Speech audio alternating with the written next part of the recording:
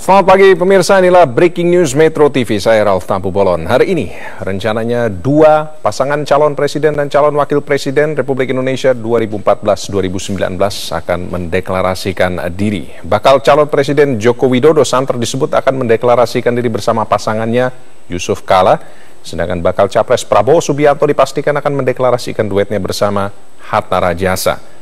Penentuan siapa capres Prabowo dan Jokowi melalui perjalanan yang panjang sejak pemilu legislatif 9 April lalu, dan penentuan siapa cawapres masing-masing malah terjadi sampai hari kedua pembukaan pendaftaran pasangan capres dan cawapres di KPU hari ini. Meski sudah muncul dua nama capres dari dua poros koalisi parpol, hingga saat-saat terakhir belum ada satupun capres yang mendeklarasikan pasangan mereka. Bakal capres Joko Widodo mengatakan kandidat calon wakil presiden yang akan mendampinginya sudah mengerucut menjadi dua nama, yaitu dengan inisial J dan A. Inisialnya J atau apa? sama A. Yang satu yang bisa masuk siapa, Pak? B, Pak, B itu ya. Ini belum diputuskan. Tanya terus. Penentuan cawapres menjadi alot karena berbagai pertimbangan baik menyangkut kualitas tokoh yang akan dipasangkan, elektabilitas maupun kepentingan parpol pengusung pasangan capres dan cawapres. Seperti yang terjadi pada pasangan capres Prabowo Subianto Hatta Rajasa.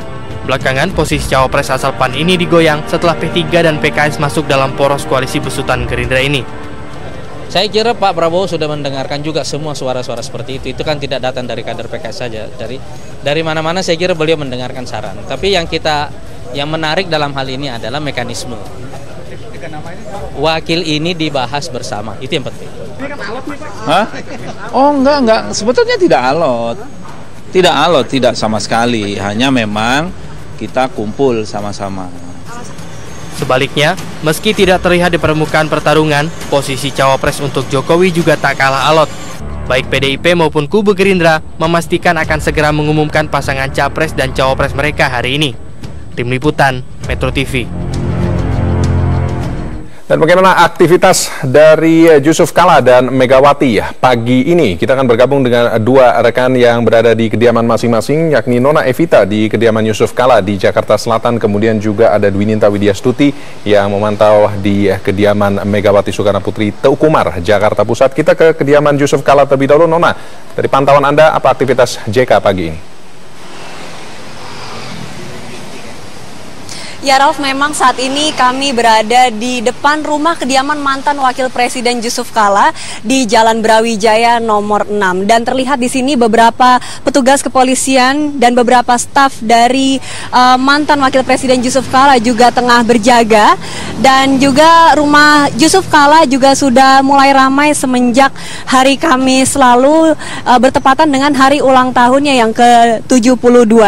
Dan memang hingga saat ini juga Yusuf Kala masih menunggu keputusan apakah dirinya akan bersanding dengan capres asal partai PDIP, PKB, Nasdem, yaitu Joko Widodo. Dan dari info yang kami dapat bahwa sebentar lagi Yusuf Kala akan keluar dari rumahnya untuk menuju ke daerah Menteng. Namun kami belum mendapatkan informasi kemana sekiranya Yusuf Kala akan menuju.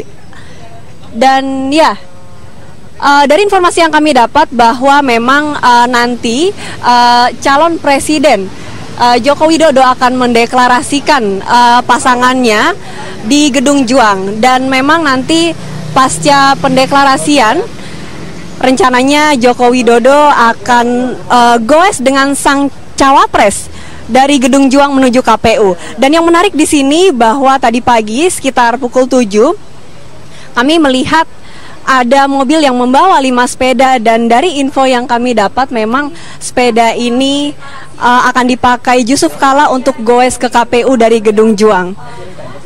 Dan tadi sepeda tersebut memang sempat dibawa ke dalam untuk dicoba, karena satu dari 5 sepeda tersebut kemungkinan akan dipakai Yusuf Kala untuk goes ke KPU dari Gedung Juang pasca pendeklarasian.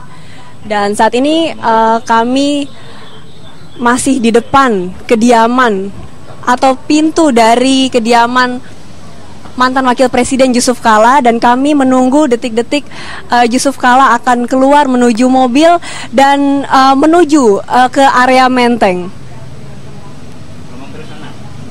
Dan ya memang petugas juga sudah mulai berjaga sejak tadi pagi, dan seperti yang kita ketahui bahwa saat ini dari kabar yang kami dapat bahwa Jusuf Kalla akan menuju ke Tuku Umar, kemudian akan menuju ke Gedung Juang. Dan saat ini saya sudah bersama dengan Pak Jusuf Kalla. Ya Pak, ini kira-kira bagaimana ini Pak persiap ini mau menuju kemana Pak? Pertama Pak. Iya, mau menuju ke Gedung Juang. Ya. Sudah fix jadi ya Pak ya? Insya Allah itu sudah pembicaraan sudah selesai lah. Insya Allah untuk bangsa negara kan apapun kita harus siap. Ada komunikasi terakhir dengan Pak Jokowi atau Ibu Mega Pak? Iya tentu saja, tapi ini kan tentu urusan internal lah ya antara kita. Lalu apa kira-kira Pak langkah yang akan Bapak lakukan untuk mendongkrak suara nanti Pak di Pilpres bulan Juli mendatang? Dalam Pilpres ini kan masyarakat rakyat itu harus diberikan harapan dan keyakinan. Harapan dan keyakinan itu berdasarkan apa yang telah kita buat sebelumnya dan apa yang kita akan buat yang akan datang. Itu jadi rakyat itu butuh keyakinan dan harapan, dan apa yang kita buat ya kita jelaskan sebenarnya apa yang kita mesti buat, apa yang akan kita buat, apa keyakinannya dan apa janji kita tentunya semuanya itu jelas seperti itu. Baik, lalu Pak tadi Bapak menyebutkan keyakinan dan harapan. Nah kita mau tahu ini Pak, keyakinan dan harapan seperti apa yang akan Bapak lancarkan nanti ke depan? Ya, Indonesia lebih baik. Seperti kalau semboyan PDIP, Indonesia hebat tentunya. Apapun yang harus lebih baik, harus lebih hebat, harus lebih maju, harus lebih makmur, harus lebih adil. Bangsa ini kan itu tentu berdasarkan kemajuan ekonomi, kemajuan politik, berdaulat, dan juga kita ini sebagai bangsa harus baik seperti itu. Pak, agenda hari ini apa saja dan teknisnya seperti apa Pak? Ya, pertama deklarasi Capres-Cawapres lagi di Gedung Juang. Ya, setelah itu tentu bertemu dengan Ibu Mega, setelah itu mendaftar, dan ketua-ketua partai yang lain, ya, Pak Surya Paloh, Caimin, Pak Wiranto, kemudian mendaftar. Baik Pak, lalu ini dalam rangka pemenangan Pilpres nanti Pak, ini apa yang akan strategi apa yang akan Bapak pakai? Apakah memakai mesin politik atau mengajak relawan masyarakat ini Pak? Tentu kayak memilihkan masyarakat, tentu semuanya, mesin partai, masyarakat, relawan, simpatisan, masyarakat umum, ya kan, untuk menggerakkan pemilih minimum 70 juta, ini kan tentu pekerjaan sangat penting dan besar dalam waktu singkat lagi. Tidak cukup 2 bulan lagi kan, itu sangat penting. Saya yakin bahwa kan masyarakat juga, rakyat juga sudah banyak mengetahui, sudah banyak yakin. Jadi tentu dibutuhkan kerja keras, tapi saya kira masyarakat juga dapat diyakinkan lah tentang hal tersebut ya, bahwa kita harus lebih baik lah bekerja ya, gitu. Pak, berkaitan dengan saya mendengar kabar bahwa nanti Bapak akan goes ini Pak dari Gedung Juang menuju KPU, dan tadi saya juga melihat ada beberapa sepeda itu Pak. Ini Bapak kira-kira akan pakai sepeda yang mana, dan kok ada 6 sepeda ini Pak? Nanti lihat aja lah ya. Ya. Baik, Pak. Terima kasih Pak. Dan inilah tadi wawancara kami dengan mantan Wakil Presiden Jusuf Kalla yang disebut-sebut sebagai calon terkuat untuk mendampingi calon presiden asal partai PDIP, PKB dan Nasdem Joko Widodo. Sekian dari kami, kembali ke Anda Ralf di studio. Ya, PDIP, Nasdem, PKB, dan jangan lupa disebut juga Hanura, Nona. Terima kasih Nona Evita dari kediaman Jusuf Kalla di Jalan Brawijaya, Jakarta Selatan. Dan berikutnya kita ke Tuku Umar, Jakarta Pusat, kediaman Megawati Soekarno Putri. Dwi Ninta Widya Stuti, bagaimana aktivitas di sana pagi ini? Raul, bila tidak ada perubahan seperti informasi yang kami dapatkan dari Sekjen PD Perjuangan Cahyokumolo bahwa hari ini rencananya akan ada sejumlah agenda yang akan dilaksanakan di kediaman Ketua Umum PDI Perjuangan Megawati Soekarno Putri. Agenda ini antara lain pertemuan antara calon Presiden Joko Widodo dengan Ketua Umum partai politik pendukungnya. Di sini ada 4 partai politik pendukung Joko Widodo. Selanjutnya akan ada deklarasi dari Partai Hanura yang nantinya akan memberikan dukungan terhadap pencapresan Joko Widodo di Pilpres mendatang. Selanjutnya pun akan ada pengumuman siapa nama pendamping yang akan menjadi cawapres Joko Widodo. Nama pendamping Joko Widodo ini sudah ditemukan dalam pertemuan internal PDI Perjuangan yang dilakukan tadi malam di kediaman Megawati Soekarno Putri ini. Di kediaman mantan Presiden Republik Indonesia kelima ini di Jalan Tengku Umar nomor 27A sudah terlihat sejumlah persiapan jelang pengumuman nama calon wakil presiden pendamping Joko Widodo. Seperti sudah ada sebuah tenda besar yang ada di halaman dalam rumah Megawati dan juga sudah ada pengamanan seperti pengamanan reguler dari keamanan internal maupun dari Polda Metro Jaya. Rencananya agenda hari ini akan dimulai dengan pertemuan Joko Widodo dengan 4 ketua umum partai pengusung pendukung Jokowi di Pilpres mendatang, yakni ada Megawati Soekarno Putri dari PDI Perjuangan, Surya Paloh dari Partai Nasdem, Muhaimin Iskandar dari Partai Kebangkitan Bangsa, dan juga Wiranto dari Partai Hanura. Pertemuan ini akan dimulai sekitar pukul 10.30 waktu Indonesia bagian Barat. Usai adanya pertemuan ini, maka nanti hasil pertemuan akan dibawa ke Gedung Juang 45. Nanti akan ada deklarasi nama cawapres dari Joko Widodo. Raul, kembali kepada Anda di studio. Kita saksikan lagi Yusuf Kala yang siap-siap meninggalkan rumahnya di Jalan Brawijaya untuk menuju ke kediaman Megawati di Teku Umar, Jakarta Pusat.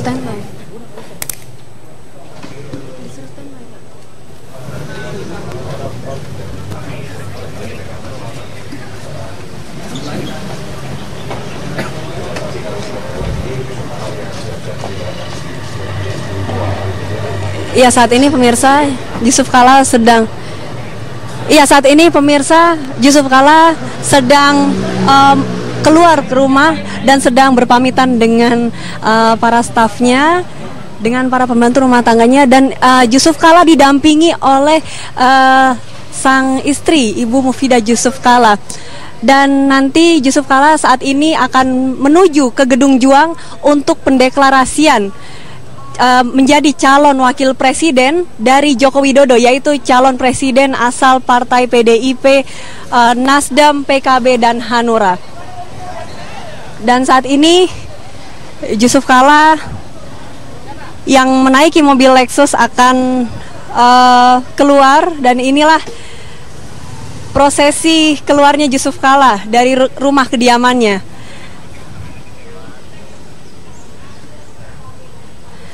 Yusuf Kala pun saat ini dikawal oleh beberapa polisi dan para stafnya. Para media pun saat ini juga sedang mengabadikan gambar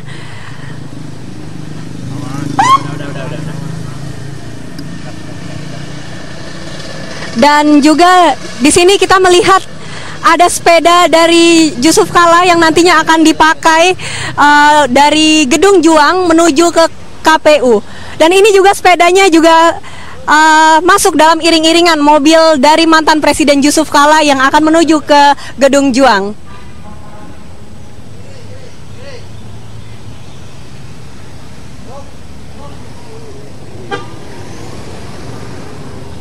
Bisa kita lihat ada 6 sepeda yang akan menyertai Yusuf Kala nantinya untuk mendaftarkan diri menjadi cawapres.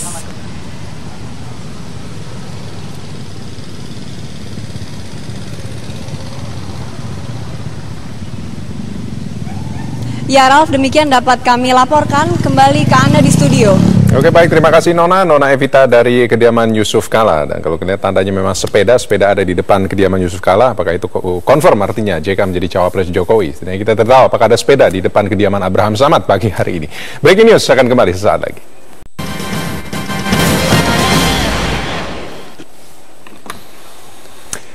Pemirsa, hari ini bakal calon presiden dari PDI Perjuangan Joko Widodo bersama dengan bakal calon wakil presidennya dijadwalkan akan menggelar deklarasi Capres-Cawapres yang diusung PDIP, Nasdem, PKB, dan Hanura di Gedung Juang, Jakarta. Untuk informasi selengkapnya kita bergabung dengan Yarnes Foni di Gedung Juang, Jalan Menteng Raya, Jakarta Pusat. Yarnes, bagaimana pantauan Anda dengan aktivitas di Gedung Juang pagi ini? Yalah, rencananya pada pukul 10 waktu Indonesia Barat pencapresan Joko Widodo dan juga calon wakil presiden yang akan diusung oleh 4 partai, yakni PDI Perjuangan, Nasdem, PKB, dan juga Hanura akan dilaksanakan di tempat ini. Namun persiapan hingga kini masih terus dilakukan, Raf, di mana kursi-kursi dan juga spanduk-spanduk masih dipasang, dan juga di belakang saya ini juga bendera-bendera partai terus dipasang. Memang belum ada tim ses dari Jokowi dan juga keempat partai pengusungnya hingga saat ini. Dan menurut pandangan kami, kenapa harus dipilih Gedung Juang ini, karena memang mempunyai keterikatan historik dengan PDI Perjuangan dan juga nasionalis, di mana sebelum kemerdekaan di Gedung Juang ini dijadikan tempat tokoh-tokoh pemuda dan juga Soekarno dan Hatta, yakni membantu merumuskan kemerdekaan. Dan juga setelah pemerintahan dari Soekarno dan juga Hatta, tempat ini dijadikan tokoh-tokoh pemuda untuk melaksanakan rapat-rapat kenegaraan. Dan selain itu juga pada pukul 11 nanti rencananya acara pun juga akan dimulai. Namun kami juga belum melihat siapakah calon-calon ataupun tokoh-tokoh dari keempat partai tersebut yang datang. Dan menurut informasi yang kami dapat, hingga saat ini belum ada pernyataan resmi siapakah yang akan mendampingi Jokowi. Namun digadang-gadang Yusuf Kala adalah salah satu orang yang bakalan diusung. Namun belum ada pernyataan resmi dari PDI Perjuangan. Dan setelah dari tempat ini juga rencananya Joko Widodo juga akan langsung mendaftarkan ke KPU. Ya, Raf? Baik, terima kasih untuk laporannya Yarnes Foni dari Gedung Juang, Jalan Menteng Raya, Jakarta Pusat, tempat Jokowi dan juga cawapresnya, siapapun itu nanti, akan mendeklarasikan kandidat mereka mencalonkan diri sebagai presiden dan wakil presiden RI periode 2014-2019 sekitar pukul 10 atau 10.30 nanti. Dan sekarang di studio sudah hadir ada 2 narasumber. Yang pertama Ketua DPP PDI Perjuangan Andreas Pereira dan juga pengamat politik Burhanuddin Muhtadi. Bang Andre, selamat pagi. Pagi. Mas Burhan, selamat pagi. Terima kasih sudah hadir. Sama-sama. Jadi sudah confirm, Bang Andre? Sudah pasti Jokowi dan Yusuf Kala? 100% sudah bisa dikatakan konfirmasi yang pasti nanti dari Pak Jokowi. Tapi kalau kita perhatikan tadi, memang apa yang disampaikan oleh Pak JK juga, bahwa ya beliau sedang bersiap-siap menuju ke rumah. Ya, dan sepeda yang terlihat di depan rumah artinya sudah pasti lah ya, kita bisa pastikan. Kecuali ya, kalau di depan rumah Abraham Samad juga ada sepeda pagi ini kan. Jadi mestinya disiapkan juga di rumahnya biar surprise tetap jalan gitu. Betul begitu. Atau mungkin sepedanya mungkin disembunyikan dulu di tempat atau di rumahnya Bu Mega, sehingga nanti nggak tahu siapapun yang datang ke situ nanti setelah itu baru akan naik sepeda gitu. Atau kan, mungkin tadi belum kelihatan sepeda yang lain gitu. Oh, ada juga begitu ya, ada faktor lain. Ini jadi sudah pasti tidak akan ada lagi perubahan detik-detik terakhir, menit-menit terakhir, karena kita tahu pembukaan pendaftaran itu kemarin sudah kan, tidak ada yang mendaftar. Hari ini hari kedua, besok hari terakhir. Tetapi banyak yang melihat bahwa mereka menunggu sampai dengan menit-menit terakhir, bahkan injury time istilahnya kalau misalnya sepak bola. Jadi masih ada kemungkinan lain akan terjadi? Saya kira ini masih dalam regular time lah. Masih regular besok injury time-nya. Besok injury time gitu. Kalau besok udah siang menjelang malam, itu injury time tuh. Menjelang jam 4 sore besok itu udah masuk injury time ya. Tapi setidaknya tetap masih tidak ada kemungkinan ada perubahan-perubahan lain di menit-menit terakhir. Saya kira perencanaan ini kan sudah cukup panjang, dan sampai dengan ya posisi kita hari ini yang kita lihat seperti apa yang berkembang. Tadi juga kita lihat Pak Yusuf Kala juga sudah mempersiapkan diri untuk menuju Tengku Umar. Tapi secara resmi tentu nanti calon presidennya yang menyampaikan calon presiden yang menyampaikan, karena ya beliaulah yang berwenang untuk mendeklarasikan ini. Dan selama ini memang kita tahu sebagai calon dari PDI Perjuangan, Ibu Mega telah memberikan kepercayaan penuh pada Pak Jokowi untuk mempertimbangkan, melihat, dan kemudian ya tentu berkonsultasi dengan Ibu Megawati sendiri sebagai Ketua Umum PDI Perjuangan, dan mungkin dengan ketua-ketua partai yang lain untuk membicarakan ini. Tetapi kepercayaan ini diberikan penuh pada Pak Jokowi untuk kemudian memutuskan dan kemudian mendeklarasikan nanti sebentar lagi. Kita tunggu kan waktunya tinggal sejam lagi, Bung Ram. Sejam 2 jam dari sekarang ya. Oke. Mas Burhan, Anda yakin bahwa betul-betul ini sudah confirm pasti Jokowi JK? Ya kalau kita lihat perkembangan 2 hari terakhir sepertinya pasangan JK dengan Jokowi ya, Jokowi sebagai capres, JK sebagai pendampingnya itu hampir pasti ya, kita akan temukan di dalam kertas suara di Pilpres tanggal 9 Juli mendatang. Jadi kalau misalnya ada perubahan, saya kira itu terkait dengan mukjizat gitu ya. Ada nggak mukjizat yang terjadi dalam waktu beberapa jam ke depan? Dan sepertinya berat untuk terjadi perubahan itu. Karena terus terang isu JK Abraham Samad ini sudah mengerucut beberapa minggu terakhir, tetapi baru terlihat kepastiannya itu menjelang beberapa hari terakhir saja.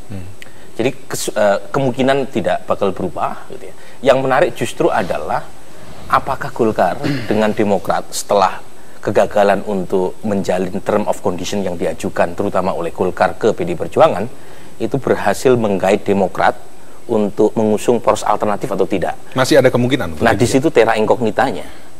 Kemungkinan tentu sah-sah saja, ada-ada saja ya, karena bagaimanapun politik adalah seni untuk bermain kemungkinan ya. Politik the art of possibilities ya. Politik itu mengubah ketidakmungkinan menjadi mungkin.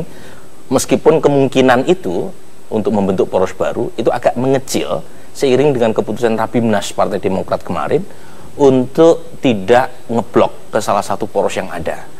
Lagi-lagi saya tidak ingin menutup kemungkinan itu terjadi, tetapi seberapa besar kemungkinan itu terjadi, saya kira ditentukan sampai hari esok.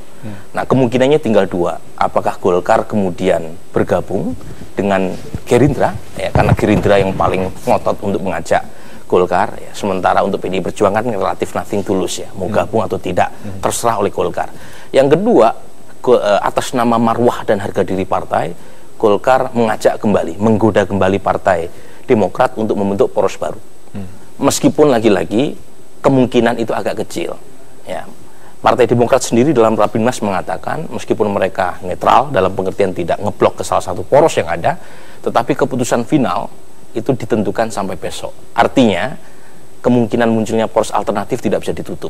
Tetap minimal 24 jam ke depan. Persis. Masih ada apapun bisa tetap terjadi walaupun sekecil apapun kemungkinannya. Gitu. Sekecil apapun, karena politik di Indonesia ini penuh dengan kejutan. Jadi, karena itu kita sebagai publik ya, sebagai pemilih harus menyiapkan ini efek kejut ya kalau misalnya itu terjadi dalam waktu 24 jam ke depan. Baik. Saya tertarik tadi kalau bicara mengenai Golkar dengan poros PDIP, apa yang bisa diinformasikan Bang Andre dengan pertemuan Pak Abu Rizal Bakri dengan Ibu Mega di Teguh Umar tadi malam? Iya, sebagaimana janji dari Pak Abu Rizal Bakri bahwa setelah pertemuan yang pertama atau pertemuan sebelumnya bahwa beliau akan menyampaikan kembali hasil pertemuan di Rapimnas. Dan itu tadi malam Pak Abu Rizal Bakri datang khusus ke Teguh Umar untuk menyampaikan hasil pertemuan, tetapi juga tidak ada hal-hal kesepakatan yang dibangun, tidak ada komitmen khusus yang menyangkut pencapresan ini, sehingga ya sampai dengan saat ini tidak ada yang berubah gitu, atau belum ada yang berubah dalam konteks antara PDI Perjuangan dengan Golkar. Bahwa mungkin seperti apa yang tadi disampaikan oleh Bung Burhan tadi, bahwa ya kemungkinan bahwa ke depan di dalam 1-2 hari ada perubahan bisa saja terjadi gitu. Tapi sampai dengan hari ini tidak ada sesuatu komitmen, atau sampai dengan tadi malam tidak ada sesuatu komitmen baru yang dibangun. Dibandingkan pertemuan pertama dengan pertemuan kedua semalam, praktis itu tidak ada. Ya, karena pertemuan pertama itu kan sulit juga untuk PDI Perjuangan maupun Pak Abu Rizal Bakrinya sendiri untuk berbicara lebih jauh dengan Ibu Mega, karena Pak Abu Rizalnya masih terikat dengan keputusan Rapimnas mereka gitu, Rapimnas di Golkar, bahwa beliau diputuskan sebagai calon presiden. Nah, sehingga perlu ada Rapimnas untuk melakukan atau memberikan mandat baru gitu pada beliau. Dan kalau kita perhatikan dari media tadi malam Pak Abu Rizal mendapat mandat baru, mandat sebagai calon presiden dan bisa juga sebagai calon wakil presiden. Dan itu hanya pada beliau gitu kan. Nah, saya kira itu yang disampaikan pada Ibu Mega tadi malam. Dan tapi dari pembicara juga tidak ada sesuatu komitmen baru yang tentu begini, dihasilkan. 3 keputusan Rapimnas Partai Golkar, 1 menganulir keputusan Rapimnas sebelumnya yang memberikan mandat kepada Ical sebagai capres, kemudian dianulir ya. Kemudian yang kedua terkait dengan posisi Abu Rizal Bakri berhak untuk menentukan baik sebagai capres atau cawapres, dan terakhir mandat kepada Abu Rizal Bakri seorang untuk memutuskan arah koalisi. Menurut saya itu tidak sekedar disampaikan apa adanya ke Ibu Mega dari Malang, tetapi tentu membicarakan yang paling penting adalah term of condition ya. Persyaratan koalisi jika Golkar bergabung dengan Joko Widodo seperti apa. Saya kira itu yang membuat negosiasi alot ya. Karena bagaimanapun kalau misalnya pembicaraannya hanya sekedar menyampaikan hasil Rapimnas, menurut saya itu too good to be true gitu ya. Bagaimanapun pasti ada diskusi, ada lobby-lobby, ada tawar-menawar. Ini bagian dari perihal biasa sebenarnya dalam politik kita yang didorong oleh semangat untuk office seeking party ya. Partai yang cenderung mencari kekuasaan. Apakah itu salah? Inilah model demokrasi Madisonian gitu ya. Demokrasi elitis di mana suara pemilih itu ya hanya berguna waktu pemilu saja. Nah, ketika setelah pemilu itu urusan kapling-kapling elit untuk menentukan kemana mereka akan berlabuh, kemana mereka akan menjalin kekuasaan. Nah, dalam konteks dengan PDI Perjuangan, meskipun koalisi tanpa syarat tadi menurut saya juga agak terlalu ideal, tetapi pembicaraan mengenai apa yang akan didapat, who gets what, when and how, itu persoalan yang pasti dibicarakan di belakang layar. Tetapi kan tingkat kesulitannya untuk mendapatkan itu jauh lebih rumit ketimbang misalnya kalau Golkar mendiskusikan itu dengan Prabowo Subianto, karena dari awal Prabowo mengatakan ingin membangun tenda besar. Sementara ini kalau kita lihat hitung-hitungannya ya Raf ya, ke PDI Perjuangan dengan framing tidak bisa mendiskusikan soal power sharing secara leluasa. Dengan Prabowo dengan Gerindra itu lebih jelas, karena dari awal mereka mengatakan soal kekuasaannya, soal power sharing, tentu ada idea sharing tentu saja ya. Tapi poinnya Prabowo dengan Gerindra itu jauh lebih terbuka untuk membicarakan persoalan power sharing. Nah, yang terakhir, apakah mereka mau membentuk poros baru dengan segala konsekuensi di mana pilihan yang ada tinggal Partai Demokrat. Nah, 3 pilihan yang ini yang dibicarakan saya kira dalam lobby-lobby intensif yang digalang oleh Abu Rizal Bakri, meskipun bagi sebagian kalangan manuver ya, Abu Rizal Bakri kesana kemari ini juga menurunkan martabat Partai Golkar. Karena bagaimanapun Abu Rizal Bakri diputuskan oleh Rapimnas sebelumnya sebagai capres gitu ya. Jadi sampai muncul sindiran di Twitter ya, how low can you go gitu ya. Karena terlalu kesana kemari sehingga orang mempersepsikan Partai Golkar tidak punya marwah gitu. Kesana kemari dan juga tidak menghasilkan kesepakatan ya, berarti setidaknya sampai dengan sampai hari ini. Sampai saat ini, baik. Kita akan lanjutkan perbincangan sesaat lagi, tetaplah bersama kami di Breaking News Metro TV. Bang Ati, sampai dengan 2 hari yang lalu masih santer isunya selain Yusuf Kalla, Abraham Samad, tapi juga ada nama Puan Maharani. Bicara mengenai desakan internal dari partai PDIP untuk terus mempush atau mencalonkan setidaknya dari internal partai, siapapun itu, apakah Puan atau yang lain, itu seberapa besar desakan dari internal PDIP? Saya sendiri agak meragukan kalau mengatakan bahwa ada desakan dari internal gitu. Mengapa? Karena saya tahu gitu, dan kami tahu persis bagaimana komunikasi antara Mbak Puan dengan Ibu Mega gitu. Bukan hanya dalam hubungan ibu dan anak, tapi dalam hubungan politik pun ya antar ibu dan anak ini mempunyai hubungan yang jauh, hubungan yang baik sekali gitu, sehingga tidak untuk menyampaikan itu tidak perlu ada desakan dari pihak internal partai gitu. Mereka bisa berbicara sendiri dan mendiskusikan itu di dalam partai. Tetapi mungkin juga ini ada desakan atau yang dari luar yang kemudian memasukkan itu ke dalam, atau seolah-olah membuat itu bahwa ada desakan dari dalam. Saya kira itu kemungkinan itu bisa saja terjadi gitu. Tapi sepanjang yang saya ketahui tidak ada hal yang istilahnya mendesak dari dalam seperti itu, karena komunikasi ini bagus sekali gitu antara Ibu Mega dan Mbak Puan gitu, dan selama ini banyak hal itu disampaikan, didiskusikan antara orang tua dan anak, tapi juga dengan lingkaran di PDI Perjuangan, di DPP terutama. Benarkah ada pertimbangan jika cawapresnya, karena kita tahu, kecuali kalau ada hal-hal lain kita tidak tahu. Tapi kalau misalnya akhirnya Jokowi dan Yusuf Kala, cawapresnya adalah eksternal PDIP, menimbang resiko di tengah-tengah masa jabatan Presiden Jokowi harus lengser, maka posisi Presiden akan jatuh ke tangan Wapres dan non-PDIP. Adakah pertimbangan seperti itu? Saya kira itu kita tidak bicara hanya soal bahwa ini PDI Perjuangan, tapi kita bicara juga soal Indonesia gitu. Bahwa ketika mereka terpilih, mereka adalah presiden dan wakil presiden untuk rakyat Indonesia yang didukung oleh PDI Perjuangan. Juga teman-teman dari partai yang lain gitu. Dan saya yakin mereka juga bukan hanya menjadi presiden, tetapi kita berharap mereka menjadi pemimpin-pemimpin. Karena itulah yang menjadi obsesi yang sekaligus juga apa yang diinginkan oleh Ketua Umum PDI Perjuangan Ibu Megawati Soekarno Putri dan juga PDI Perjuangan, bahwa kita ini sedang mencari dan akan memilih pemimpin untuk bangsa Indonesia ini. Bukan hanya sekedar presiden gitu. Dan kita melihat bahwa kedua figur ini, Pak Jokowi dan Pak Yusuf Kala ini, ya ini adalah figur pemimpin yang saling melengkapi. Dan ini saya kira pas untuk bangsa ini ke depan gitu. Baik. Nah, lalu perbincangan kita lanjutkan setelah kita melihat laporan dari Priska Niken yang berada di Balai Kota untuk melihat bagaimana aktivitas Jokowi pagi hari ini. Priska Niken, selamat pagi, silakan laporannya.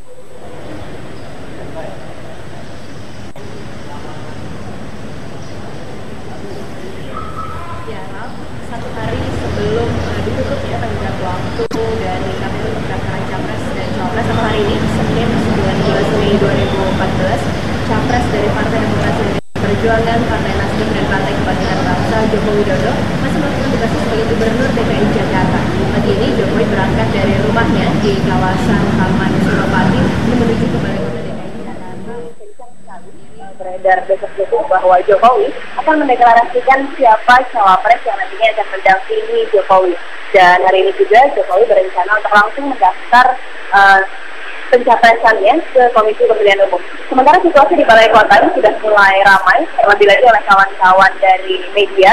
Ini cukup banyak teman-teman dari berbagai media, baik media televisi maupun media cetak, ini sudah berkumpul di depan Balai Kota DKI Jakarta. Mereka di sini untuk mengikuti kegiatan Jokowi sehari ini. Memang kami belum mendapatkan kegiatan pasti, namun ada informasi bahwa nanti Jokowi juga akan menuju ke Gedung Juang untuk bergabung bersama dengan fungsionaris dari Partai Demokrasi Indonesia Perjuangan, Partai Nasdem, dan juga Partai Kebangkitan Bangsa.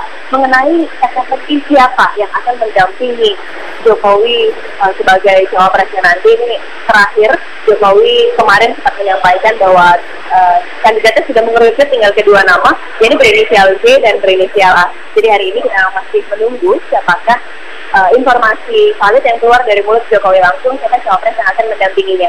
Sementara kabar dari rekan kami yang berada di rumah kediaman Yusuf Kala memang sudah mengatakan bahwa JK menyatakan diri sebagai cawapres Jokowi, namun saya belum mendapatkan informasi pasti dari Joko Widodo sendiri siapakah nanti cawapres yang akan dideklarasikan oleh Jokowi.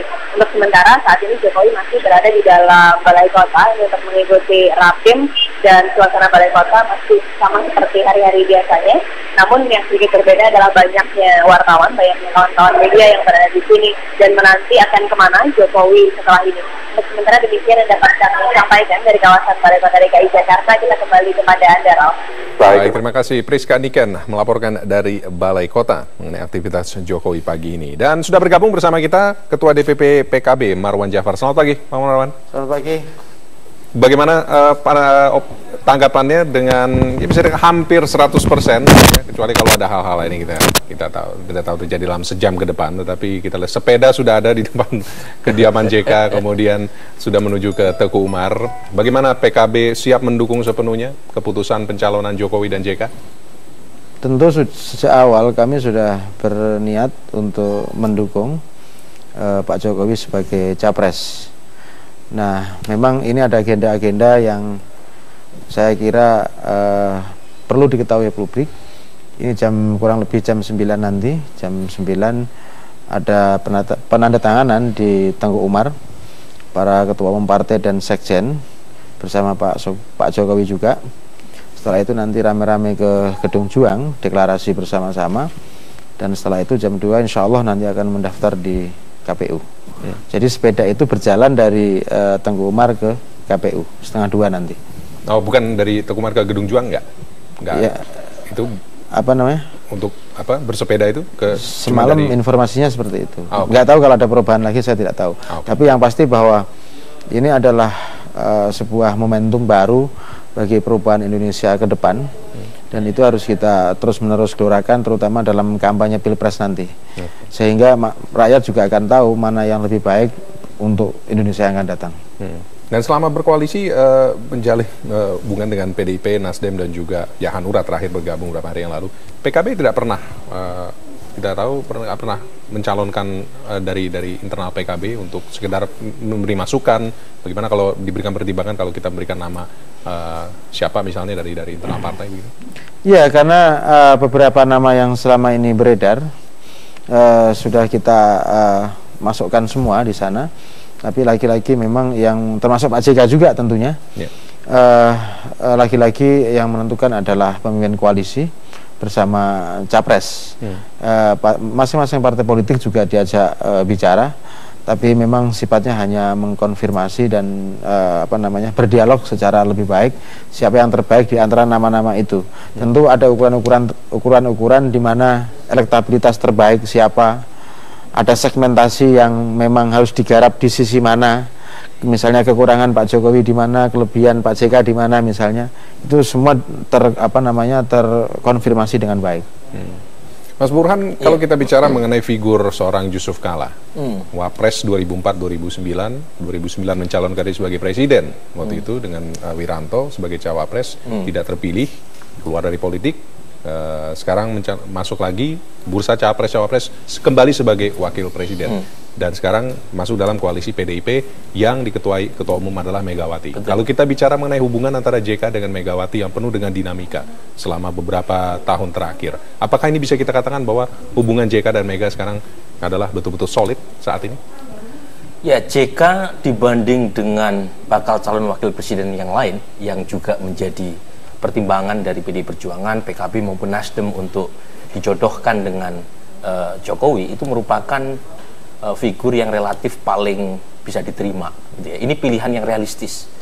Pertama, kalau dilihat dari sisi elektabilitas, JK dibanding dengan bakal calon wakil presiden yang lain itu relatif paling sedikit ya, mengerem efek bumerang jika misalnya dipasangkan antara Jokowi dengan misalnya Puan Maharani ya, atau misalnya dengan figur-figur lain gitu ya, itu JK paling tinggi elektabilitasnya sebagai calon wakil presiden pendamping Jokowi.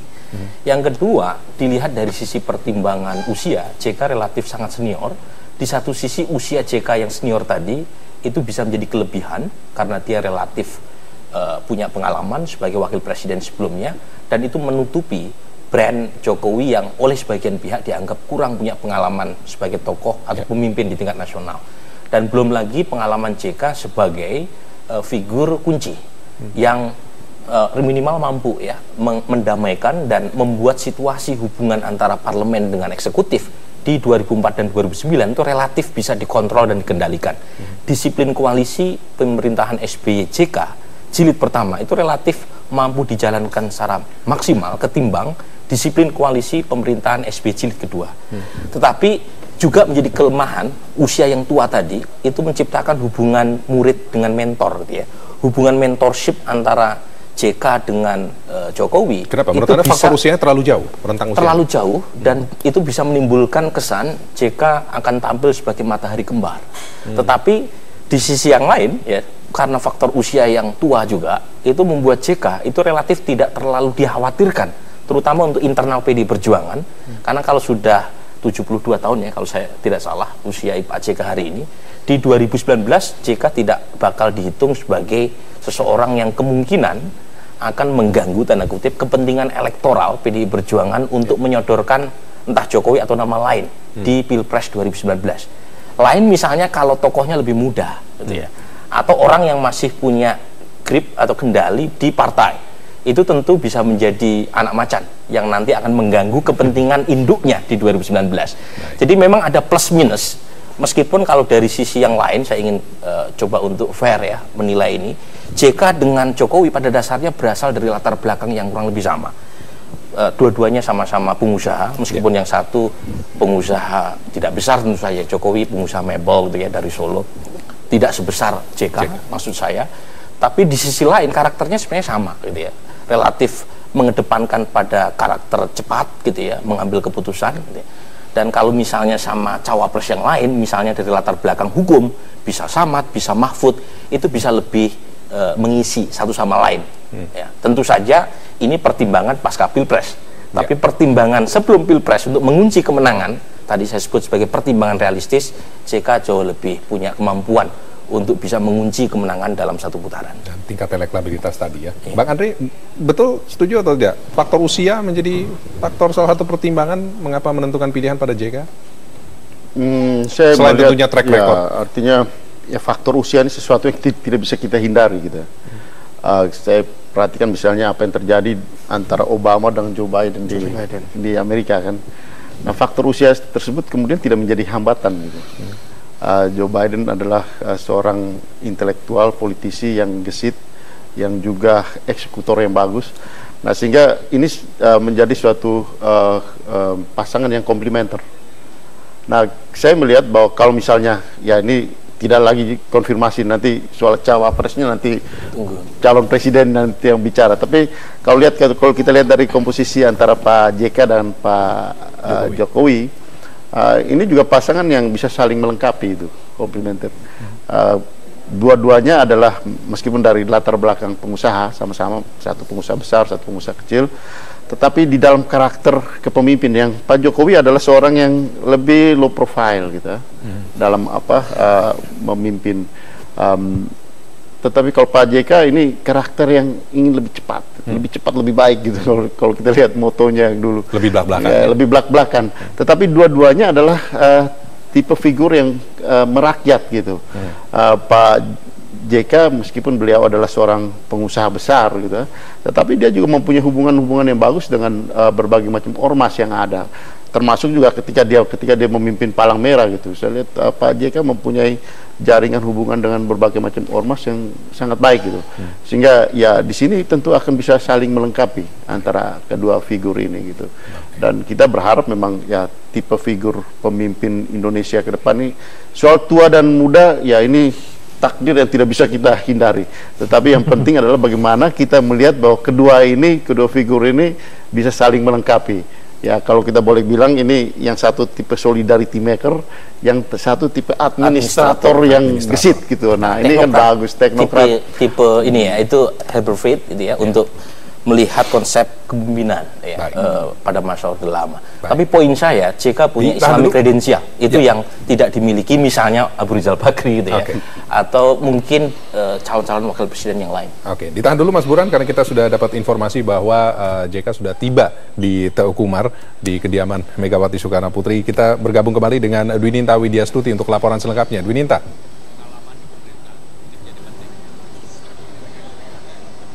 Halo Dwininta. Ya, kalau melihat yang ada tentunya saya juga mendengar DPD beberapa provinsi juga mereka berkeinginan. Ya, kami masih menunggu sambungan dengan Dwininta Widyastuti. Dwininta, di kediaman Megawati Soekarno Putri di Teukumar, Jakarta Pusat. Ya, halo Dwininta. Rob, saat ini di kediaman Megawati Soekarno Putri selaku Ketua Umum PDI Perjuangan sudah tampak sejumlah petinggi dari partai berlambang banteng ini yang datang untuk menghadiri rapat pertemuan internal antara Partai PDI Perjuangan dan juga capres yang diusung oleh mereka, yakni Joko Widodo, dengan sejumlah partai lain yang turut mendukung Joko Widodo sebagai calon presiden. Antara lain nanti sekitar pukul 10.30 waktu Indonesia bagian Barat dijadwalkan juga akan datang petinggi-petinggi partai termasuk Ketua Umum dari Partai Nasdem, Surya Paloh, kemudian Partai Kebangkitan Bangsa, Muhaimin Iskandar, dan juga Partai Hanura. Partai Hanura nantinya juga akan turut mendeklarasikan dukungan mereka kepada Gubernur DKI Jakarta nonaktif yakni Joko Widodo. Sementara tadi juga sudah ada seperti wakil sekjen PDI Perjuangan yakni Hasto Kristianto yang hadir ke kediaman mantan Presiden Republik Indonesia kelima Megawati Soekarno Putri ini sekitar 10 menit yang lalu. Di sini Hasto mengungkapkan alasan nantinya siang ini tepatnya di Gedung Perjuangan 45 yang ada di kawasan Menteng, Joko Widodo akan mendeklarasikan pencapresan dirinya dan juga mengumumkan siapa nama pendampingnya sebagai calon wakil presiden. Penentuan hari ini yang diagendakan sebagai agenda untuk pendeklarasian dianggap sebagai hari penuh momentum.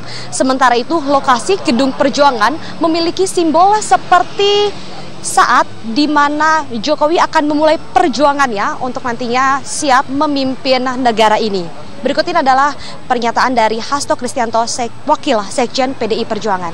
Ke depan akan memulai suatu orde perjuangan yang memang tidak mudah, tetapi seluruh orde perjuangan yang dimulai dari suatu komitmen bahwa kerjasama politik dilakukan dengan tanpa syarat, kecuali tunggal komitmennya, yaitu dedikasi kepada bangsa dan negara Indonesia.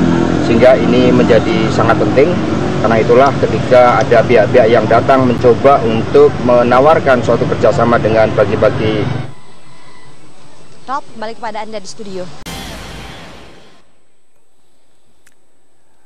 Kembali di Breaking News Metro TV, deklarasi Capres-Cawapres. Kita kembali bergabung dengan Dwininta Widyastuti di kediaman Megawati Soekarno Putri di Jalan Teguh Umar, Jakarta Pusat. Kita akan lihat bagaimana suasana di Jalan Teguh Umar. Sebelum kita bergabung dengan Dwininta, ya kita lihat Ketua Umum Partai Nasdem Surya Paloh sudah tiba di Teguh Umar dan memberikan statement atau keterangan kepada para wartawan yang menunggu di luar kediaman Mega. Belum kita dapatkan info apakah Yusuf Kala sudah tiba di sana atau belum. Yang pasti JK sudah meninggalkan kediamannya di Jalan Brawijaya, Jakarta Selatan sekitar 1 jam yang lalu. Kemudian juga bagaimana dengan ketua umum parpol-parpol lain yang tergabung dalam poros PDIP seperti ketua umum PKB dan juga ketua umum Hanura.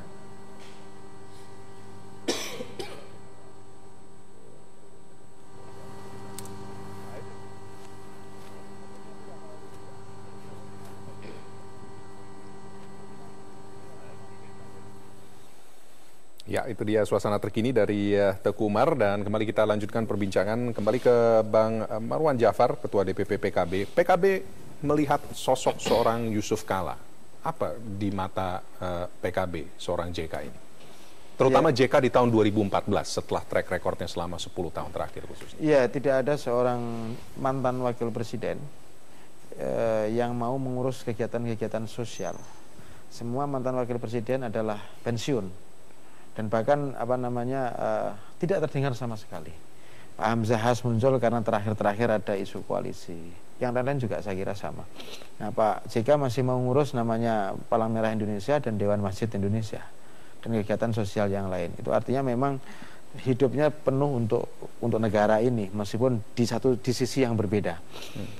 Itu yang pertama. Yang kedua, bagi kami misalnya di PKB, tentu kehadiran Pak JK tidak menjadi persoalan karena secara kultur itu juga sama dengan PKB karena beliau adalah Mustasyar PBNU dan Pak Ahmad Kala adalah salah satu bendahara dulu di NU, bendahara di NU Makassar. Jadi sejarah Pak JK dengan kultur PKB itu tidak berbeda. Itu salah satu pertimbangannya. PKB. Memang ada 3 keuntungan ya yang didapatkan oleh Jokowi jika mendapuk JK sebagai cawapres. Pertama, dari sisi modal elektoral. Yusuf Kala bagaimanapun dibanding dengan cawapres yang lain, termasuk cawapres yang mungkin akan digait oleh Prabowo, yaitu Hatta Rajasa, Yusuf Kala punya keuntungan elektoral. Dia relatif punya kekuatan cukup lumayan di Indonesia bagian timur, gitu ya.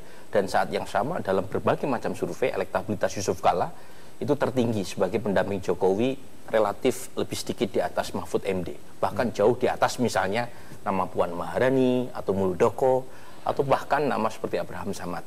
Yang kedua adalah modal sosial. Ini juga menjadi keuntungan dari Jokowi ketika mendapuk Yusuf Kala, karena bagaimanapun ada banyak irisan yang mempertemukan antara Yusuf Kala dengan sekian banyak civil society, baik yang berbasis agama maupun tidak. Jadi Yusuf Kala kita tahu mantan aktivis HMI, ya. Kemudian dia juga tadi pengurus Mustasyar PBNU, ya. Kemudian ada banyak irisan dengan kelompok-kelompok sosial, baik keagamaan maupun tidak. Dan terakhir adalah modal finansial. Ini juga menjadi keuntungan JK. Gitu. Oke, itu 3 poinnya. Dan kita kembali ke Teguh Umar. Ada perkembangan terbaru dari sana. Kita lihat bagaimana suasana di Teguh Umar. Pak JK sudah ditetapkan. Kalau diminta masuk kabinet pemerintahan nanti akan membantu. Saya? Iya. Oh, barangkali saya harus pikir-pikir dulu nih. Cawapres pasti Pak JK ya Pak? Ya. Cawapres dari siapa Pak?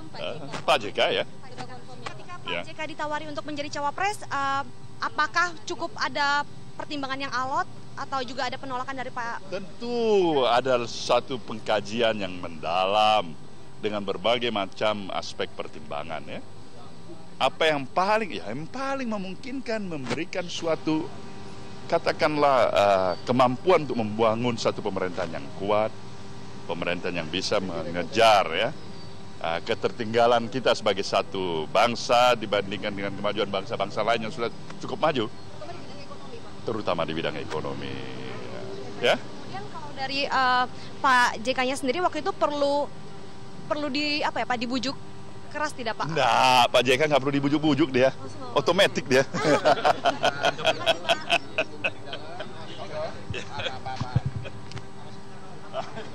Terima kasih.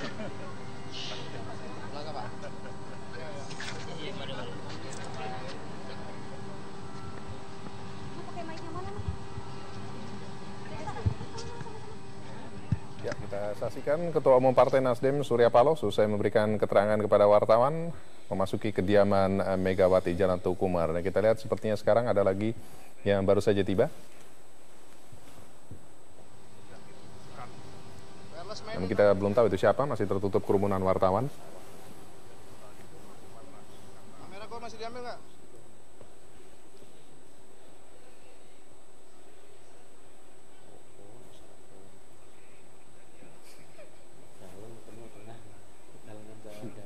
Oke, kita akan ikuti terus perkembangan dari Teguh Umar, tapi sementara kita kembali lanjutkan perbincangan ke Bang Andre Pereira, Ketua DPP PDIP, kalau menanggapi pernyataan Ketua Umum Partai Nasdem Surya Paloh tadi mengatakan, oh enggak JK, otomatis siap. Emang betul tidak ada resistansi waktu menawarkan kepada Pak JK dulu? Tidak ada misalnya dari Pak JK mengatakan, nah jangan saya lah, saya sudah katakan mungkin sudah tua, atau misalnya ada calon-calon lain yang lebih baik dari saya, atau Pak JK memang langsung siap menyambut pencalonan? Saya kira pertanyaan ini lebih tepat ke Pak JK.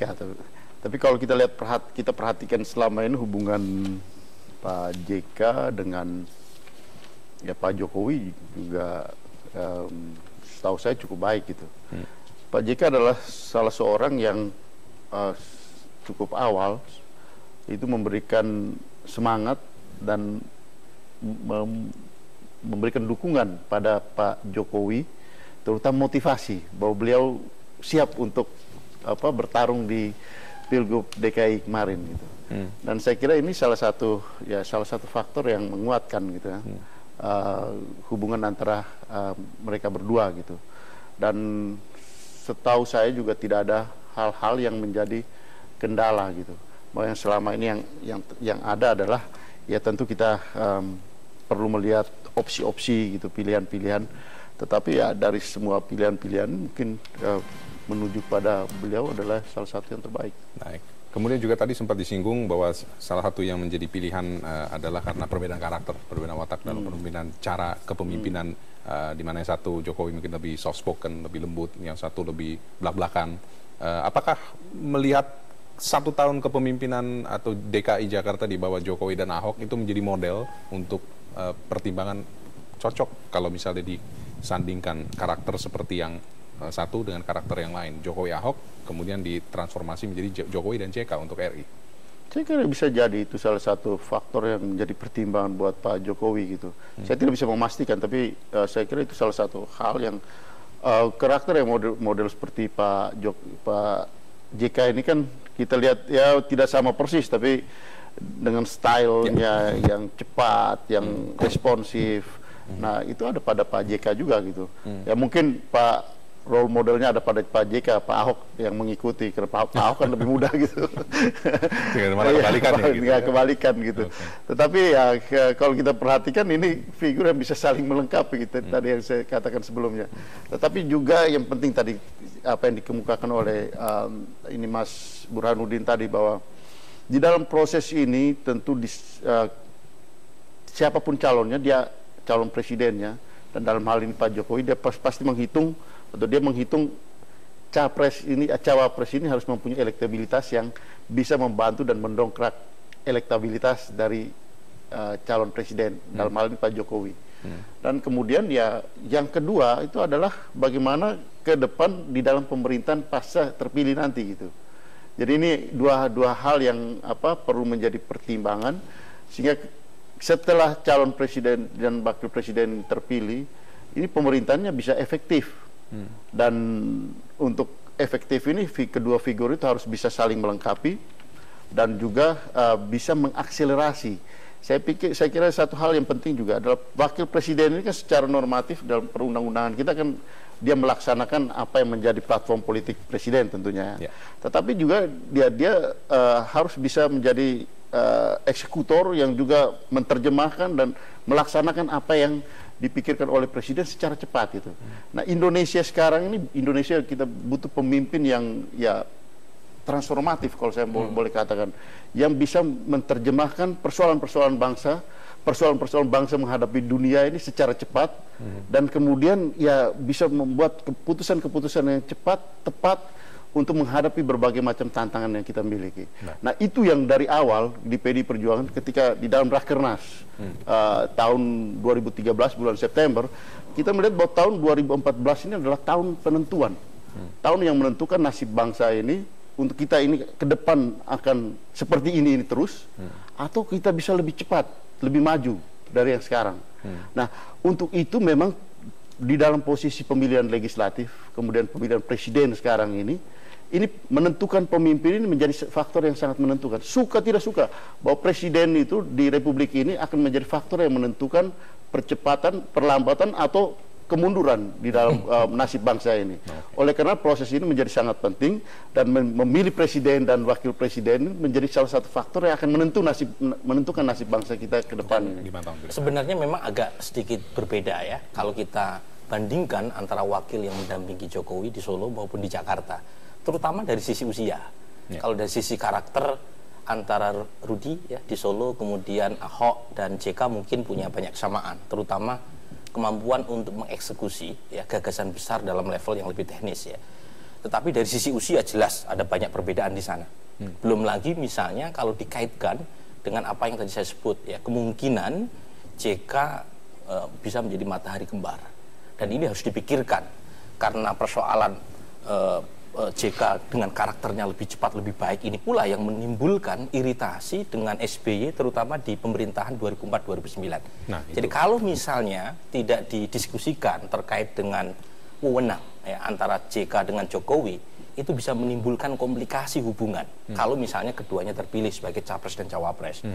Nah, ini harus dihitung secara matang, karena bagaimanapun ya itu bawaan dari Orok ya, JK modelnya seperti itu. Cuma kalau kemudian melanggar tanda kutip batas gitu ya yang diberikan oleh konstitusi, tentu jadi persoalan juga. Apalagi misalnya dikaitkan dengan posisi Jokowi sebagai solidarity maker yang mau tidak mau itu harusnya menjadi center of attraction gitu ya, kalau misalnya keduanya terpilih sebagai orang nomor 1 dan nomor 2 di Republik ini. Nah, memang dibanding dengan Samad, pilihan terhadap JK ini tidak terlalu komplementer ya. Tetapi ini pilihan terutama untuk melihat naiknya popularitas Jokowi dalam 1 bulan terakhir. Jadi JK relatif lebih realistis untuk menghadapi persaingan elektoral yang makin kompetitif dengan Prabowo. Tapi Samad dalam konteks untuk mengurangi gitu ya, tanda kutip keawaman ya, Jokowi dalam soal hukum itu jauh lebih komplementer misalnya. Kita lihat lagi sekarang suasana terkini dari kediaman atau di luar kediaman Megawati di Jalan Teuku Umar, Menteng, Jakarta Pusat. Masih terus menantikan kehadiran tokoh-tokoh penting di sini, tentunya yang berkaitan dengan koalisi poros PDIP. Kita saksikan beberapa waktu yang lalu sudah hadir Ketua Umum Partai Nasdem Surya Paloh, dan sekarang kita saksikan kedatangan Sekjen Partai Nasdem Patris Rio Capella.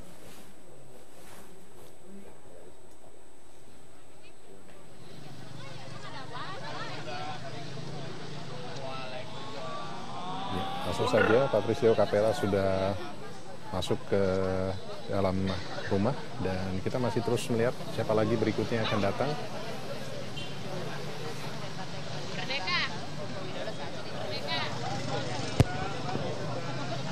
Sekali lagi, hampir dapat dipastikan bahwa Yusuf Kala akan menjadi cawapres pendamping Jokowi dan JK sudah meninggalkan kediamannya di Jalan Brawijaya, Jakarta Selatan kurang lebih 1 jam 15 menit yang lalu menuju ke Teguh Umar, Jakarta Pusat ini.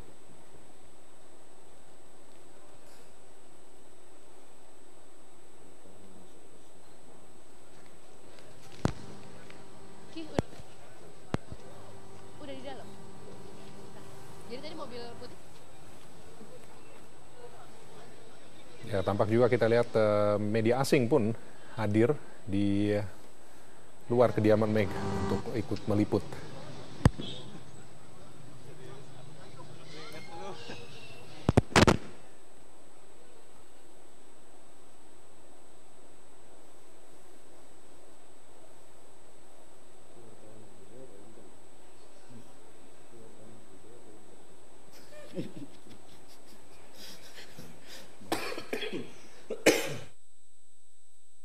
Saat ini diduga kuat sudah berada di dalam kediaman Ketua Umum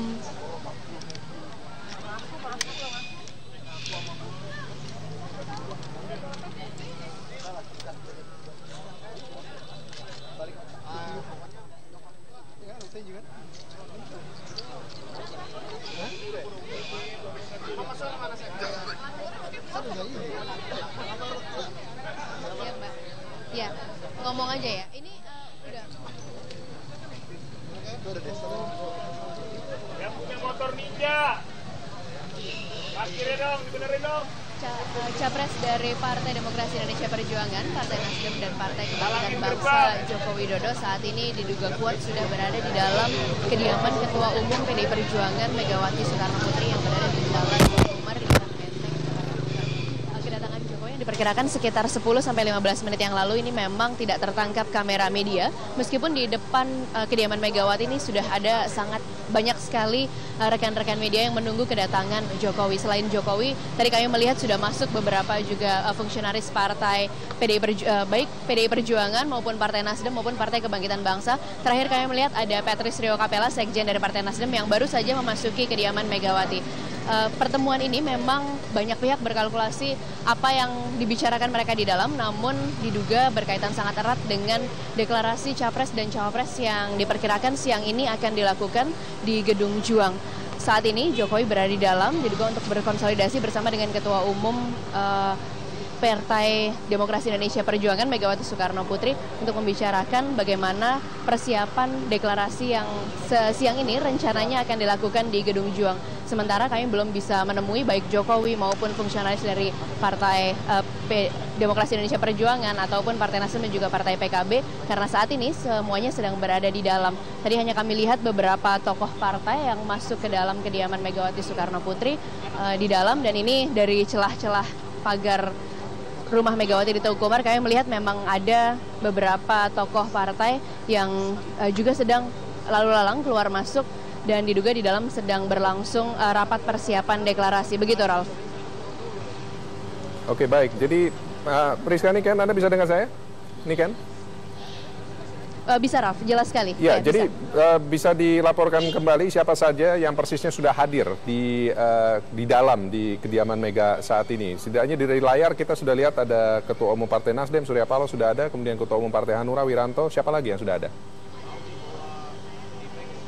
Tadi saat kami tiba di sini, tadi saya mengikuti rombongan dari Capres PDI Perjuangan Joko Widodo yang baru saja sekitar 10-15 menit lalu diduga sudah berada di dalam. Sejak 10-15 menit lalu ini ada Patrisio Capella yang baru saja berjalan masuk, sekjen dari Partai Nasdem. Dan selain itu ada beberapa relawan yang kami melihat menggunakan pakaian bertuliskan Jokowi Presiden, Indonesia hebat dan bermacam-macam begitu, Ralf. Tapi tokoh-tokoh dari partai lain ini kami lihat belum ada banyak yang datang. Kami juga melihat beberapa tokoh ini menggunakan pakaian kuning ini yang masuk ke dalam.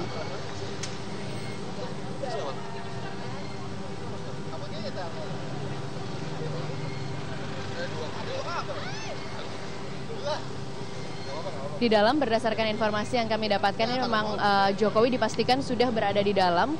Capres dari PDI Perjuangan, Partai Nasdem, dan Partai Kebangkitan Bangsa didampingi langsung oleh Ketua Umum dari PDI Perjuangan Megawati Soekarno Putri, juga Ketua Umum dari Partai Nasdem Surya Paloh, serta beberapa tokoh partai, Ralf.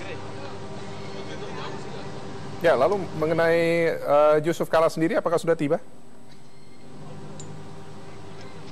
Sampai saat ini, Yusuf Kala memang belum terlihat ada di Teguh Umar, Ralf, karena tadi berdasarkan informasi yang kami dapatkan dari rekan yang berjaga di depan kediaman Yusuf Kala ini, Yusuf Kala langsung menuju ke Gedung Juang.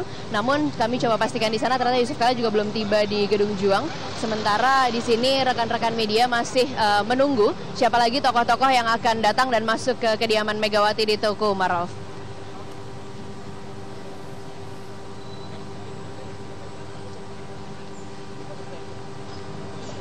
Oke, baik. Lalu dari yang Anda ketahui, apa rencana dari Ibu Mega sendiri?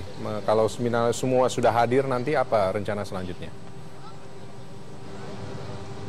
Memang hari ini kuat sekali beredar desas-desus bahwa Jokowi akan mendeklarasikan siapa cawapres yang akan mendampinginya, dan setelah itu siang nanti akan langsung menuju ke Komisi Pemilihan Umum untuk mendaftarkan pasangan capres dan cawapres dari Partai Demokrasi Indonesia Perjuangan, Partai Nasdem, dan juga Partai Kebangkitan Bangsa.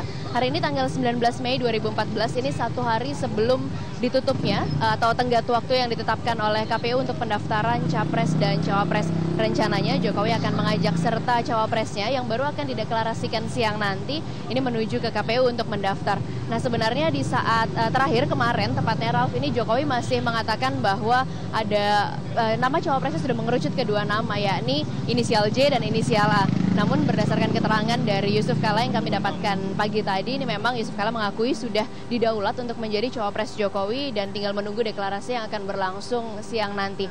Jadi rapat yang berlangsung di sini memang kemungkinan besar banyak pihak berspekulasi bahwa rapat ini adalah untuk persiapan deklarasi capres dan cawapres Partai Demokrasi Indonesia Perjuangan, Partai Nasdem, dan juga Partai Kebangkitan Bangsa serta Partai Hanura yang sudah berada seluruhnya di dalam dan nanti akan langsung menuju ke Gedung Juang untuk melaksanakan deklarasi capres dan juga cawapres.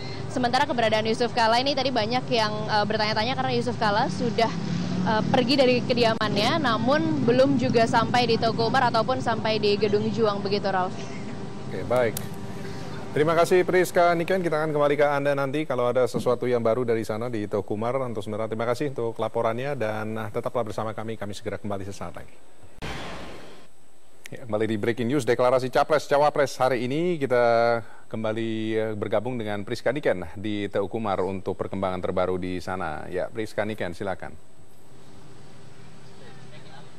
Ya, Ralf, memang di sini semakin kuat beredar bahwa cawapres yang nantinya akan diusung oleh Partai Demokrasi Indonesia Perjuangan, Partai Nasdem, dan juga Partai Kebangkitan Bangsa serta Partai Hanura ini adalah Yusuf Kala. Yusuf Kala merupakan mantan wakil presiden maksud kami di tahun 2004 hingga 2009 dan kali ini kembali didaulat oleh Partai Demokrasi Indonesia Perjuangan, Partai Nasdem, Partai Kebangkitan Bangsa, dan juga Partai Hanura untuk mendampingi capres Joko Widodo.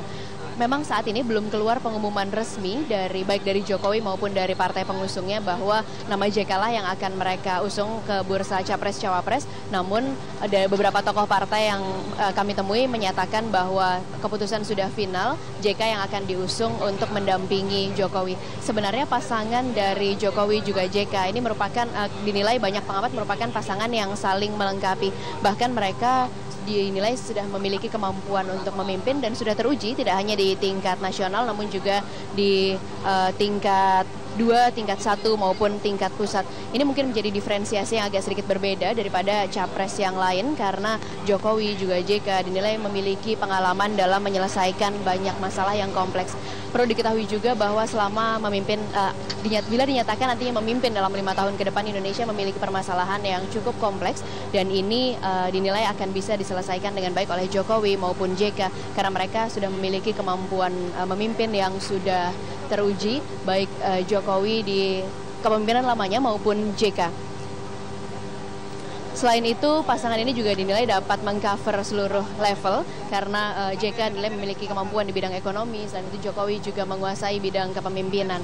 dan pengalaman Jokowi memimpin di tingkat 2 maupun tingkat 1 serta JK yang pernah menduduki kursi wakil presiden ini dinilai akan sangat bermanfaat dalam masa kepemimpinan mereka nanti. Memang sempat terjadi diskusi yang agak alot antara Partai Demokrasi Indonesia Perjuangan, Partai Nasdem, PKB dan juga Hanura dalam penentuan siapa cawapres yang akan mendampingi capres Joko Widodo. Waktu yang digunakan untuk menentukan ini sempat cukup lama. Sekitar 2 minggu yang lalu Jokowi sudah pernah menyatakan bahwa akan segera dalam waktu dekat menyatakan siapa cawapresnya. Namun keputusan itu masih terus tertunda hingga akhirnya pada hari ini sudah hampir pasti siang nanti akan dideklarasikan siapa cawapres Yusuf Kala sebagai cawapres dari yang akan mendampingi Joko Widodo. Begitu, Ralf. Oke, baik. Terima kasih untuk laporannya Priska Niken dari Teukumar, Jakarta Pusat. Joko Widodo atau Jokowi akhirnya menjatuhkan pilihannya pada Yusuf Kala atau JK sebagai calon wakil presiden yang akan mendampinginya dalam Pilpres 9 Juli mendatang. JK selama ini dikenal karena kiprahnya sebagai negarawan, filantropis, sekaligus pengusaha ternama tanah air. Inilah sosok calon wakil presiden pilihan Jokowi yang akan mendampinginya bertarung dalam pemilu presiden 9 Juli 2014 mendatang. Yusuf Kala. Pria kelahiran Watampone, Sulawesi Selatan 15 Mei 1942 yang biasa disebut juga dengan Kak Ucu ini tidak asing bagi masyarakat Indonesia karena sepak terjangnya sebagai pejabat, politisi, serta pengusaha di negara ini. Yusuf Kala pernah menjadi wakil presiden mendampingi Susilo Bambang Yudhoyono di era Kabinet Indonesia Bersatu Jilid pertama selama tahun 2004 hingga 2009. Oleh beberapa tokoh, ia sempat dijuluki sebagai The Real President karena berada di balik sejumlah keputusan penting pemerintah. JK mengawali karirnya di kabinet dengan menjadi Menteri Perdagangan di era Presiden Abdurrahman Wahid. Selanjutnya, ketika Megawati yang juga merupakan Ketua Umum PDI Perjuangan berkuasa, Yusuf Kala dipercaya sebagai Menteri Koordinator Bidang Kesejahteraan Rakyat. Di masa itulah Yusuf Kala menjadi tokoh di balik perdamaian Poso dan Ambon. Ia berani mengajak pemuka masyarakat yang bertikai untuk duduk bersama serta membicarakan masa depan wilayah konflik agar menjadi lebih baik lagi. Menjelang akhir kabinet Megawati, JK memilih mundur karena digandeng Susilo Bambang Yudhoyono untuk bertarung dalam pemilu presiden 2004. Setelah menjalani pemilihan presiden 2 putaran, SBY-JK akhirnya menjadi pasangan yang pertama kali memenangkan pemilu secara langsung dipilih rakyat, serta ditahbiskan menjadi presiden dan wakil presiden 2004-2009. Tak lama berselang, Yusuf Kala juga didaulat Partai Golkar sebagai Ketua Umum dan menggantikan Akbar Tanjung. Namun sayang, duet JK SBY tidak berlanjut pada pemilu 2009 karena Yusuf Kala memilih berpasangan dengan Ketua Umum Hanura Wiranto. Setelah tidak menduduki jabatan di kabinet, Yusuf Kala seperti tidak kehilangan eksistensi. Nalurinya sebagai filantropis serta jiwa sosialnya membuat Yusuf Kala ditunjuk menjadi Ketua Umum Palang Merah Indonesia. Tidak hanya itu, JK bersama aktivis Komodo juga menjadi aktor penting di balik penobatan Pulau Komodo sebagai 7 keajaiban dunia. Tahun 2014 membuat suami dari Mufidah Miat Saat atau yang dikenal sebagai Mufidah Kala rupanya menjadi pilihan Jokowi untuk mendampinginya sebagai calon wakil presiden. Seakan menjadi reuni, dalam koalisi ini JK bertemu dan bergandengan tangan dengan sahabat lamanya seperti Megawati, Surya Paloh, Wiranto dan masih banyak lagi untuk meraih suara rakyat dalam pemilu presiden 9 Juli 2014 mendatang. Kabul Indrawan, Metro TV. Ya, itu dia profil dari Yusuf Kala. Dan saat ini kita akan bergabung dengan rekan Iqbal Himawan yang berada di Gedung Juang, Jalan Menteng Raya, tak jauh dari Teukumar, kediaman Megawati, sama-sama di Jakarta Pusat. Iqbal Himawan, bagaimana pantauan Anda jelang deklarasi di Gedung Juang atau siapa saja sudah hadir di sana? Raf, sekitar 30 menit jelang deklarasi pengumuman Capres dan Cawapres Joko Widodo dan Yusuf Kala di Gedung Juang 45 kawasan Menteng Jakarta Pusat ini belum terlihat pengamanan yang berlebihan atau masih terlihat normal, terutama di depan Gedung Juang ini. Namun demikian sudah dipadati dengan simpatisan dari keempat partai pendukung, yakni dari PDI Perjuangan, kemudian dari Partai Nasdem, PKB dan juga Hanura. Dan jika terlihat memang di sini tidak begitu banyak personil yang diterjunkan, dalam arti karena semua tokoh masih berada di Teguh Umar karena mereka masih berkumpul dan masih akan merencanakan bagaimana nanti jalannya deklarasi. Namun suasana di Gedung Juang saat ini mereka telah siap siaga untuk nanti menyambut kedatangan dari Jokowi dan juga Yusuf Kala. Dan ini seperti diketahui bahwa penetapan nama Yusuf Kala sebagai cawapres dari Jokowi ini sudah ditetapkan, sudah mengemuka dalam beberapa kali pertemuan, dan ternyata bahwa 2 hari yang lalu Yusuf Kala telah menemui Ketua Umum Megawati Soekarno Putri di kediamannya di Menteng, Jakarta Pusat, dan di situ ditetapkan bahwa akhirnya cawapres yang akan mendampingi Jokowi di pemilu presiden 2014 mendatang adalah Yusuf Kala. Dan jika terlihat, Ralf, mari kita ajak untuk melihat panggung yang nantinya akan menjadi tempat deklarasi. Di sana ada 4 bendera, yakni bendera dari PDI Perjuangan, Partai Nasdem, PKB, dan juga Hanura. Seperti diketahui, meskipun Wiranto telah menemui Ketua Umum Megawati Soekarno Putri, saat itu mengadakan konferensi pers diwakili oleh Puan Maharani sebagai Ketua Badan Pemenangan Pemilu Presiden, namun Jokowi mengatakan bahwa dukungan ini belum resmi jika belum ada deklarasi. Dan nanti rencananya di sini juga akan dideklarasikan secara resmi dukungan Partai Hanura kepada Capres Joko Widodo, sehingga ini akan memperkuat pencapresan Jokowi yang sebelumnya telah didukung oleh 3 partai, yakni PDIP, Partai Nasdem, dan juga PKB. Dan menurut Sekjen PDI Perjuangan Cahyokumolo bahwa keempat partai pendukung Jokowi dan juga JK ini disebut sebagai 4 penjuru angin dan sudah dikatakan percaya diri bahwa ini akan mengusung pasangan Jokowi dan JK ke depan, dan keempat-empatnya sudah setuju baik dengan visi misi maupun platform pemerintahan selama 5 tahun ke depan. Seperti diketahui sejak awal Jokowi mengemukakan bahwa dalam pemerintahan 5 tahun ke depan, jika nanti ia terpilih, ini akan mengutamakan koalisi atau kerjasama tanpa syarat, dalam arti tidak ada bagi-bagi kursi, tidak ada bagi-bagi kursi atau jatah menteri. Dan keempat partai, yakni PDIP, Partai Nasdem, PKB, dan Hanura telah menyatakan kesediaannya untuk bersama-sama bersama Jokowi dan juga Yusuf Kala untuk membangun pemerintahan yang berbeda dari pemerintahan sebelumnya, dalam arti mengutamakan kepentingan rakyat. Dan dijadwalkan nanti dari Teguh Umar, Jokowi dan Yusuf Kala akan menuju ke Gedung Juang 45 di kawasan Menteng, Jakarta Pusat ini, yang dipilih karena ini merupakan tempat berkumpul tokoh pemuda. Dan ini dalam beberapa kesempatan Jokowi dan juga beberapa petinggi PDI Perjuangan mengungkapkan bahwa nanti akan dipilih tempat yang memiliki nilai kesejarahan yang tinggi. Dan ini akhirnya dipilih Gedung Juang 45 Menteng, Jakarta Pusat karena ini merupakan tempat berkumpulnya para tokoh-tokoh pemuda yang dianggap penting dalam menjalankan ajaran Trisakti Soekarno, yakni yang selalu diutamakan dalam kerjasama politik di antara keempat partai ini. Dan nanti dijadwalkan setelah dilangsungkan deklarasi Capres dan Cawapres, nanti juga akan hadir keempat ketua umum partai, yakni Ketua Umum PDI Perjuangan, dan kemudian Ketua Umum Partai Nasdem, yakni Surya Paloh, Ketua Umum Partai Kebangkitan Bangsa Muhammad Iskandar, dan juga Ketua Umum Hanura Wiranto nanti akan berkumpul di panggung ini untuk mendeklarasikan dukungan mereka, satu visi misi mendukung platform pemerintahan selama 5 tahun ke depan untuk mendukung pasangan Jokowi dan Yusuf Kala sebagai Capres dan Cawapres. Kami telah menunggu, namun baru hanya simpatisan yang sudah mulai berdatangan dengan seragam atribut partai masing-masing. Ada beberapa cukup berwarna di sini, dari PDI Perjuangan dengan atribut merah, kemudian dari PKB ada yang beberapa menggunakan warna hijau, dan juga dari Partai Hanura dengan seragam putih dan juga kuning. Bisa dikatakan cukup berwarna, dan ini cukup merepresentasikan ketidaksabaran dari para simpatisan dan juga para pendukung yang ada di sini untuk segera menantikan kedatangan Jokowi dan JK untuk mendeklarasikan pasangan Jokowi JK sebagai Capres dan Cawapres yang didukung oleh 4 partai ini. Dan rencananya nanti setelah dari sini Jokowi dan JK akan menuju ke KPU untuk secara resmi mendaftarkan mereka sebagai pasangan Capres dan Cawapres yang akan bertanding di pemilu 2014 mendatang. Ralf. Ya, dan dari estimasi Anda, Iqbal, kalau kita melihat di sini poros terdiri dari 4 partai dengan simpatisan yang cukup banyak. Dari estimasi Anda, apakah dari jumlah kursi, kemudian juga lahan di Gedung Juang itu, apakah akan cukup menampung semuanya nanti pada pukul 10 atau 10.30 nanti?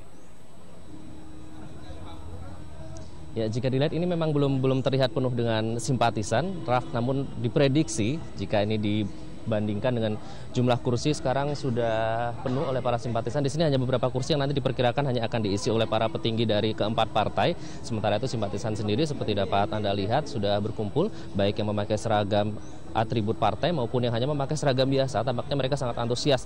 Tadi saat kami memasuki Gedung Juang 45 ini, kami sempat berbincang dengan beberapa simpatisan namun mereka tidak memakai seragam. Mereka menyatakan bahwa mereka cukup tertarik atau cukup bersemangat untuk mengetahui atau melihat langsung deklarasi dari Jokowi dan juga Yusuf Kala ini, karena seperti diketahui pasangan Jokowi dan JK sudah lama digadang-gadang akan menjadi pasangan yang dikatakan sebagai powerhouse yang memiliki kekuatan masing-masing dan saling berkolaborasi.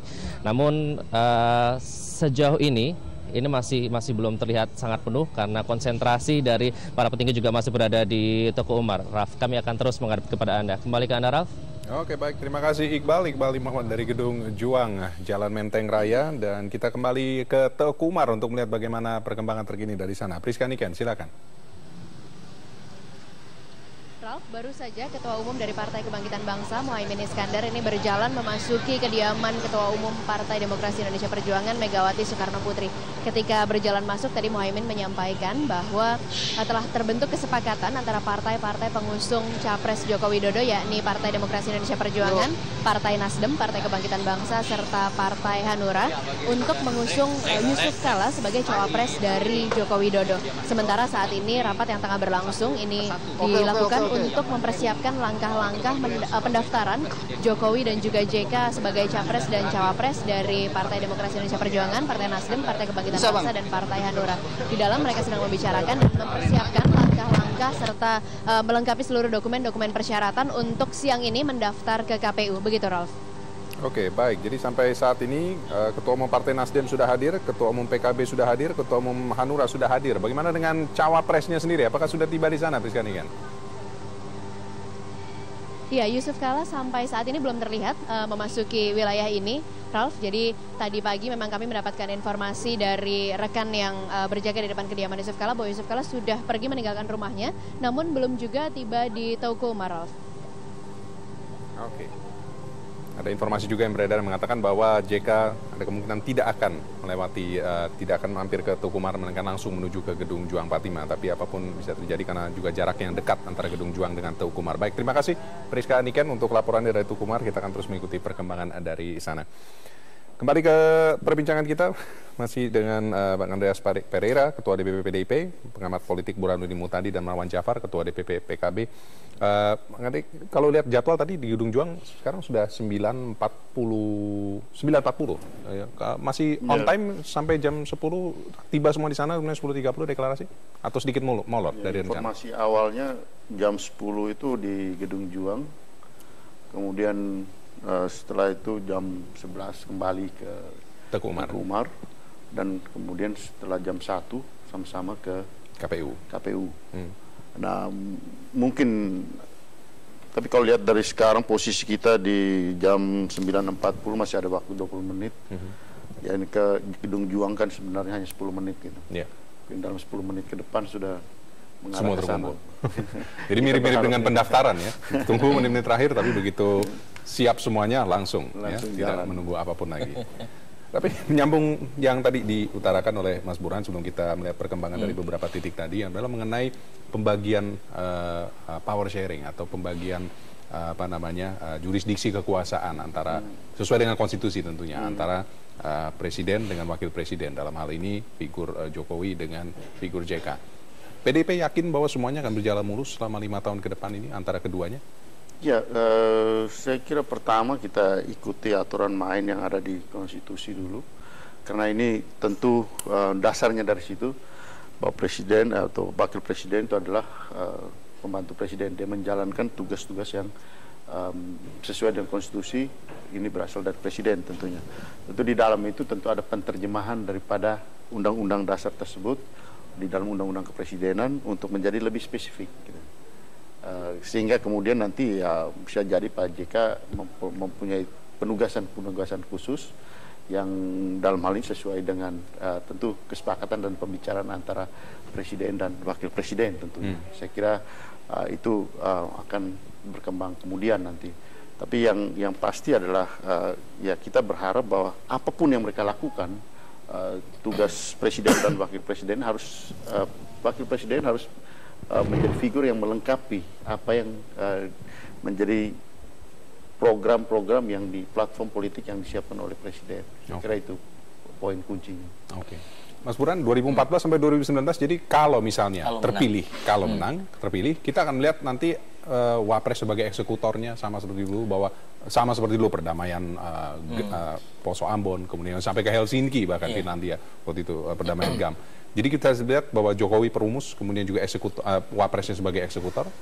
Kalau dasarnya konstitusi tidak seperti itu ya. Kalau dasarnya konstitusi, Wapres itu ya ban serep. Ya, jadi pemegang otoritas tunggal dalam sistem presidensial, baik sebagai kepala pemerintahan maupun kepala negara, ya presiden. Ya. Memang agak kurang apple to apple untuk membandingkan SBY JK jilid pertama dengan Jokowi JK kalau misalnya mereka menang di Pilpres 2014. Saya sebut tidak apple to apple karena pada waktu SBY JK menang di 2004, waktu itu posisi Partai Demokrat itu bukan sebagai partai pemenang pemilu. Jadi cuma 7,3%, dan Partai Golkar meskipun mencalonkan Wiranto sebagai pemenang konvensi, tetapi secara tidak langsung banyak jejaring Golkar yang turut mendukung SBY JK karena faktor JK. Jadi investasi dan saham JK besar di 2004. Belum lagi setelah Munas di Bali, Partai Golkar tahun 2005, JK menjadi ketua umum Partai Golkar. Sehingga deadlock antara koalisi kerakyatan dan koalisi kebangsaan sebelum JK jadi ketum itu praktis terselesaikan.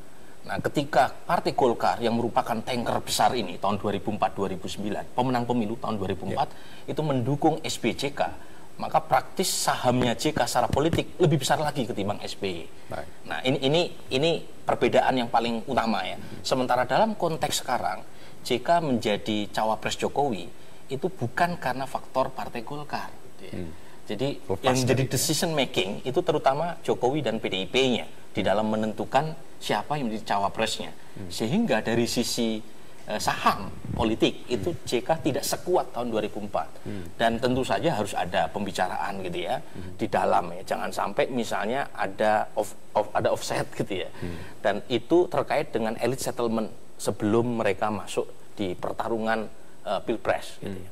Jadi akan lebih quote-unquote tunduk begitu? Yang saya terus terang melihat tadi perbedaan baik politik maupun karakter ya. Kalau Pak SBY ini kan karakternya menurut saya relatif lebih soft gitu ya. Dia tidak terlalu mengemukakan misalnya ketidaksetujuan ketika JK terlalu offset atau overlap ya di dalam kewenangan gitu.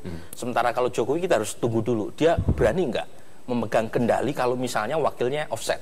Nah, karena itu ya kita harus lihat ya. Dugaan saya sih karena saham politiknya tidak sekuat tahun 2004, saya kira JK akan jauh lebih tahu diri. Apalagi ya pecahnya kongsi SBY JK, saya kira akan membuat JK jauh lebih wise untuk menentukan mana porsinya, mana kewenangannya dan mana yang harus dia lakukan dalam kerangka memperkuat sistem presidensi.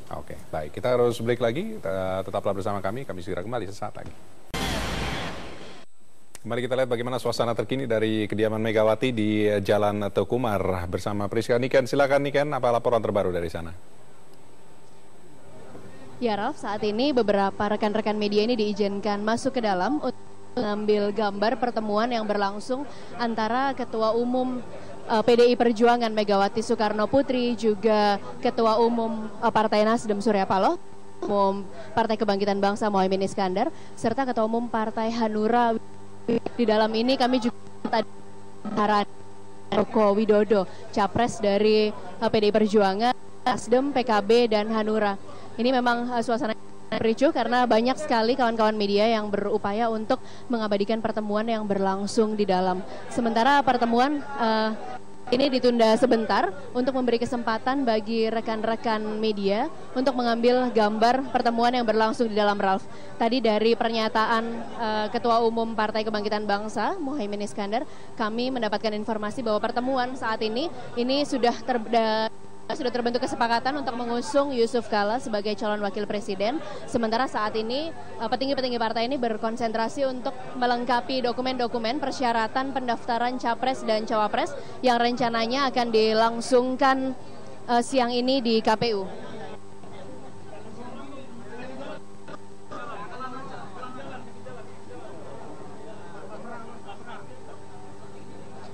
di dalam kediaman Ketua Umum Partai Demokrasi Indonesia Perjuangan Megawati Soekarno Putri ini saat ini diizinkan beberapa kawan-kawan dari media untuk masuk ke dalam dan bergantian mengambil gambar pertemuan yang sedang berlangsung. Ini persis di belakang saya ini, itu adalah pintu di mana kami bisa melihat secara langsung pertemuan yang berlangsung di dalam, namun secara bergantian kami bisa masuk untuk mengambil gambar pertemuan tersebut. Begitu, Ralf. Ya, lalu bagaimana atmosfer yang Anda rasakan atau ada deteksi dari kediaman Megawati di sana? Semuanya terlihat antusias, tidak ada lagi keberatan sekecil apapun mengenai pencalonan Jokowi dan JK? Sekilas tadi saya melihat ke dalam melalui pintu di belakang saya ini, Ralf, dan terlihat bahwa baik Megawati Soekarno Putri, Surya Paloh, Wiranto maupun Muhaimin Iskandar, juga Puan Maharani yang berada di dalam dan Joko Widodo ini memberikan senyum kepada kami. Jadi di dalam sepertinya suasananya telah terbentuk kesepakatan, juga terlihat tidak terlalu ada perdebatan di antara mereka karena saat ini mereka bahkan menerima teman-teman dari media, mengizinkan kawan-kawan dari media untuk mengambil gambar meskipun suasana pengambilan gambar ini yang agak ricuh karena banyak sekali kameramen yang berupaya mengabadikan pertemuan di dalam. Sementara di dalam kami justru melihat situasi yang cukup berbeda karena di dalam para petinggi partai ini duduk berdampingan juga memberikan senyum kepada kami seolah-olah itu menjadi isyarat bahwa empat partai ini telah mantap mengusung Joko Widodo dan juga Yusuf Kala dan siang ini siap mendaftarkan capres dan juga cawapres mereka ke KPU, Ralf. Sekarang sudah pukul 9.50, kalau sesuai jadwal 10 menit lagi sudah menuju ke Gedung Juang. Itu sementara kita lihat Yusuf Kala tidak ada di sana, berarti bisa dipastikan langsung menuju ke Gedung Juang. Jadi apakah semuanya berjalan sesuai dengan rencana? 10 menit lagi mereka akan berangkat dari sana menuju Gedung Juang nih kan? Sepertinya begitu, Ralf, karena tadi kami barusan mendapatkan informasi dari petugas-petugas yang berjaga di depan bahwa sesaat lagi setelah memberikan kesempatan bagi media untuk mengabadikan gambar di dalam, para petinggi partai ini akan mulai bergerak, tapi kami belum mendapatkan informasi pasti apakah bergerak menuju ke Gedung Juang atau bergerak langsung menuju ke KPU, Ralf, begitu. Namun ini sesaat lagi pintu akan ditutup untuk memberikan kesempatan bagi para petinggi partai yang ada di dalam, juga Joko Widodo dan para fungsionaris partai yang ada di dalam untuk bersiap-siap menuju ke lokasi selanjutnya. Ini kami sudah mulai dihalau untuk berhenti mengambil gambar karena pintu segera ditutup dan para petinggi partai akan mulai melakukan agenda selanjutnya, Ralf. Oke, baik. Terima kasih untuk informasinya, Priska Niken dari Teguh Umar, kediaman Megawati. Kita akan terus ikuti perkembangan terkini dari sana, khususnya pada saat Megawati dan juga para ketua umum partai akan bertolak menuju Gedung Juang. Makanya jadi sepertinya semua on time ya, sesuai dengan rencana, 10 menit lagi jam 10. Saya kira ya sampai ke Gedung Juang 10 menit cukup waktunya. Kurang dari 10 menit bahkan ya. Bahkan kurang dari 10 menit. Ya, dekat sekali. 10 ada di sudah Gedung Juang. Tiba di. Kemudian setelah itu ya kurang lebih 1 jam di Gedung Juang, deklarasi, dan kemudian dari sana kembali lagi ke Teguh Umar. Dan setelah itu jam 1, setelah jam 1 ke KPU. Itu schedule yang saya dapat pagi tadi dari Pak Sekjen. Oke, jadi semua masih berjalan sesuai dengan rencana, sesuai dengan schedule. Saya sekarang ke Bang Marwan Jafar. Ini menarik, saya ingin pertanyakan dari komposisi. Kita tahu bahwa kekuatan massa Islam itu tidak bisa diabaikan, ya, terutama dalam hal pemilihan. Kita tahu PKB bergabung dengan poros PDIP, sedangkan PAN, P3, PAN terutama kalau misalnya betul Prabowo dan Hatta nanti, kemudian P3 dan juga PKS bergabung dengan Gerindra. Apa tanggapan PKB melihat dalam hal menggayat pendukung dari basis Islam? Sebelum ke basis Islam, saya ingin tegaskan bahwa presiden ini bukan presidennya PDI Perjuangan saja. Calon presiden ini adalah calon presidennya PKB, calon presidennya Nasdem, plus terakhir calon presidennya Hanura. Sama dengan Pak Yusuf Kala juga sama saya kira. Dan menteri-menteri nanti, insya Allah menang ini, dan menteri-menteri nanti itu juga akan tidak menterinya PDIP, tidak menterinya PKB, tidak menterinya Nasdem, tidak menterinya Hanura atau yang lain tim yang masuk, tapi adalah menterinya presiden. Sehingga konflik of interest itu bisa terhindari sedini mungkin. Itu yang pertama. Yang kedua, kontrol partai itu juga tentu akan menentukan terhadap yang tadi ada offset, ada apa, matahari kembar atau apa. Itu partai akan mengontrol penuh terhadap perjalanannya pemerintahan. Sehingga ini akan mengurangi apa namanya yang disebut dengan ya ada offset atau tidak itu. Jadi kontrol partai disitulah yang akan menekan dan tentunya di parlemen juga akan kita memberi balance terhadap kebijakan pemerintah ke depan yang misalnya kok ada melenceng-melenceng gitu. Kemudian yang kedua soal partai berbasis Islam. Memang sejak awal kimia dan nature kita itu memang dengan Pak Andreas memang dan itu sudah ibaratnya bagi PKB terutama di warga Nahdliyin ya itu jauh lebih bisa ketemu dengan apa namanya basis masanya PDI Perjuangan kaum Marhen itu dan di bawah sekarang hari ini di beberapa tempat di pelosok desa ini sudah mulai menyatu karena apa dengan PKB berkoalisi dengan atau kerjasama istilahnya sekarang bukan koalisi dengan PDI Perjuangan itu adalah kita tekankan bahwa basisnya adalah kemaslahatan umat karena dua-duanya ini adalah termarginalisasikan, terpinggirkan, tidak apa namanya menikmati kue pembangunan selama ini. Itu salah satu hal mendasar kenapa misalnya PKB bekerjasama dengan PDI Perjuangan. Nah, soal berebut masa Islam saya kira itu wajar saya kira dan apa namanya masa di bawah juga akan melihat punya kedekatan dengan siapa secara kultural itu juga akan menentukan apa namanya elektabilitas dan keterpilihan capres maupun cawapres yang akan datang. Dan itu dan bagi Jokowi dan Pak JK itu masa PKB sama lah tentunya dengan masa NU itu sangat menentukan bagi kemenangan ini. Baik. Di samping juga ada kelompok-kelompok Islam yang lain juga bergabung dengan Pak Jokowi dan Pak JK. Jadi kata Mas Burhan tadi itu irisannya banyak. Ya. Baik, kita kembali ke itu partai Islam yang mana? Nah itu. Gedung Juang bersama dengan rekan Iqbal Himawan untuk perkembangan terkini dari sana tempat deklarasi Jokowi dan cawapresnya. Silakan Iqbal. Ya, Ralf, suasana di Gedung Juang Menteng Jakarta Pusat ini semakin ramai dipadati oleh para simpatisan dari keempat partai yang mendukung pasangan Jokowi dan JK sebagai capres dan capres di pemilu presiden 2014 mendatang. Dan ini tadi saya sempat berbincang dengan beberapa simpatisan dan juga orang yang datang ke sini. Ini terlihat perbedaannya bahwa ini tidak hanya menjadi perhatian nasional namun juga internasional. Kami tadi sempat melihat kehadiran dari wartawan-wartawan dari media internasional. Mereka mengatakan ini saatnya adalah waktu sejarah bagi kehidupan demokrasi di Indonesia sehingga mereka mengirimkan tim ke sini untuk meliput nanti deklarasi yang akan berlangsung dijadwalkan pada pukul 10. Dan meskipun Raf jika kita lihat ini hanya tinggal sekitar 5 menit lagi, namun belum ada tanda-tanda bahwa nanti bakal cawapres yang akan diumumkan yakni Yusuf Kala akan datang ke Gedung Juang. Kabarnya nanti ia akan menuju ke Tugu Umar terlebih dahulu, baru nanti akan menuju bersama-sama dengan Jokowi ke sini untuk akhirnya dideklarasikan bersama sebagai pasangan capres dan cawapres. Dan kami tadi juga sempat berbincang dengan beberapa simpatisan, mereka membawa atribut mereka masing-masing dan saat ini jika terlihat bahwa mereka sedang menyanyikan lagu-lagu perjuangan yakni Maju Tak Gentar.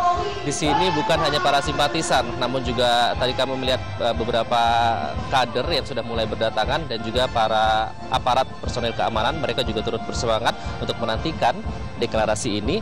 Mereka turut bersama-sama menyanyikan lagu perjuangan dan juga menantikan atau memperhatikan situasi untuk menunggu nanti akhirnya akan deklarasi yang akan dihadiri oleh perwakilan dari 4 partai pengusung yakni PDI Perjuangan, Partai Nasdem, PKB dan juga Partai Hanura yang nanti juga akan dikabarkan atau nanti dijadwalkan akan mendeklarasikan secara resmi dukungan mereka terhadap pasangan Jokowi dan juga Yusuf Kala.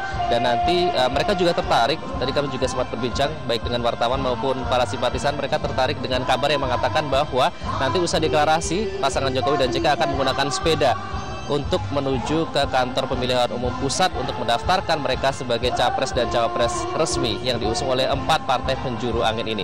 Namun kami belum dapat mengkonfirmasi apakah nanti mungkin terlaksana, mengingat suasana di depan Gedung Juang Menteng Jakarta Pusat ini tadi cukup padat, sudah mulai padat. Jika tadi pada saat awal saya datang ke sini belum begitu terlihat kepadatan, namun saat ini arus lalu lintas di depan Gedung Juang sudah mulai padat. Ini ditambah dengan para simpatisan yang semakin banyak berdatangan ke Gedung Juang Menteng 4 45 Jakarta Pusat ini. Dan saat ini simpatisan tengah melambai-lambaikan bendera yang bergambarkan Jokowi for President. Mereka mengatakan bahwa mereka sudah bersiaga di Gedung Juang Menteng ini sejak pagi, bahkan ada yang sejak pukul 5 pagi tadi, karena sudah mengetahui informasi bahwa hari ini akan deklarasi sejak tadi malam. Mereka bahkan mengupdate informasi, memantau melalui media pertemuan tadi malam, yakni pertemuan antara Ketua Umum Megawati Soekarno Putri dengan beberapa petinggi untuk merencanakan atau membahas persiapan tentang deklarasi yang akan dilangsungkan hari ini. Sementara itu, pengamanan di sekitar Gedung Juang Menteng 45 ini belum terlalu terlihat ketat, namun kami akan kembali nanti mengupdate kepada Anda, Raf, tentang persiapan deklarasi ini. Kembali ke Anda, Raf. Lalu bagaimana dengan pantauan lalu lintas di Jalan Menteng Raya di tempat Gedung Juang ini, Iqbal? Apakah ada penutupan jalan atau bagaimana pengalihan lalu lintas di sana? Sejauh ini belum ada, Raf, namun hanya pintu gerbang Gedung Juang yang sudah ditutup total karena ini hanya untuk kepentingan deklarasi. Jadi seandainya ada mobil atau kendaraan lain yang ingin memarkir mobil mereka harus di gedung-gedung di sekitar Gedung Juang Menteng 45. Ini karena Gedung Juang sudah tertutup. Namun sejauh ini belum ada pengalihan arus lalu lintas, hanya memang kepadatan memang terlihat meningkat jika dibandingkan pagi tadi, dan ini diperkirakan akan semakin meningkat jelang waktu deklarasi nanti, Ralf. Lalu lintas yang mengingat Jalan Menteng Raya ini jalan yang cukup vital ya, dan cukup ramai dilalui kendaraan khususnya di jam-jam seperti sekarang ini. Baik, terima kasih Iqbal. Kita akan ikuti perkembangan terus dari Gedung Juang lagi nanti. Sementara kita kembali ke Teguh Umar. Priska Niken, apakah Ibu Mega masih memimpin rapat tertutup hingga saat ini? Baru saja kami mendapatkan informasi yang lebih lengkap, yakni selain pengurus partai juga tokoh-tokoh partai yang berada di dalam, ini ada 10 petinggi partai yang pagi ini bertemu dengan Ketua Umum PDI Perjuangan, masih dari kediaman Ketua Umum PDI Perjuangan Megawati Soekarno Putri di Jalan Tauhid. 10 tokoh yang tadi menggelar pertemuan bersama ini adalah Ketua Umum PDI Perjuangan Megawati Soekarno Putri, juga Ketua DPP PDI Perjuangan Puan Maharani, Ketua Umum Partai Nasdem Surya Paloh, Ketua Umum Partai Kebangkitan Bangsa Mohaimin Iskandar, Sekjen Partai Kebangkitan Bangsa Imam Nahrawi, serta Sekjen Partai Hanura Dodi Iskandar Prasetyo, Sekjen Partai Nasdem Patrice Rio Capella, Sekjen Partai Demokrasi Indonesia Perjuangan Cahyo Kumolo, Capres dari Partai Demokrasi Indonesia Perjuangan, Partai Nasdem, PKB, dan Hanura Joko Widodo, serta Ketua Umum dari Partai Hanura Wiranto.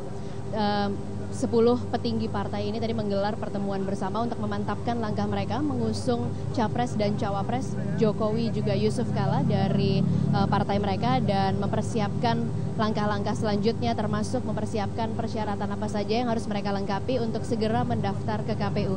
Begitu, Ralf, dan pertemuan ini baru saja berakhir. Kemudian saat ini mereka sedang bersiap-siap untuk agenda selanjutnya. Kami belum tahu pasti agenda selanjutnya apa, tapi diduga kuat agenda selanjutnya adalah menuju ke Gedung Juang. Dan ini pagar sudah mulai dibuka. Kami diizinkan masuk ke dalam untuk melihat langsung bagaimana persiapan di dalam. Bapak, dalam Metro Pak. Ya. Tripod. Ya, saat ini memang media sudah mulai dipersiapkan untuk melakukan konferensi pers. Oke, langsung. Tripodnya masukin dulu. Ya, saat ini kami diminta untuk mulai bersiap-siap. Dimulai. Ya, sambil jalan. Sebentar. Ya, sesaat lagi. Ya, sebentar. Sesaat lagi kami diizinkan untuk masuk. Ini adalah suasana di dalam. Ini suasana di mana nanti sebentar lagi akan digelar konferensi pers bersama dengan para petinggi partai yang dipimpin langsung oleh Ketua Umum Partai Demokrasi Indonesia Perjuangan Megawati Soekarno Putri. Dan bila Anda lihat di sebelah kiri saya ini sudah mulai bersiap para tokoh-tokoh partai juga pengurus partai, baik Partai Demokrasi Indonesia Perjuangan, Partai Nasdem, Partai Kebangkitan Bangsa maupun Partai Hanura. Ralf.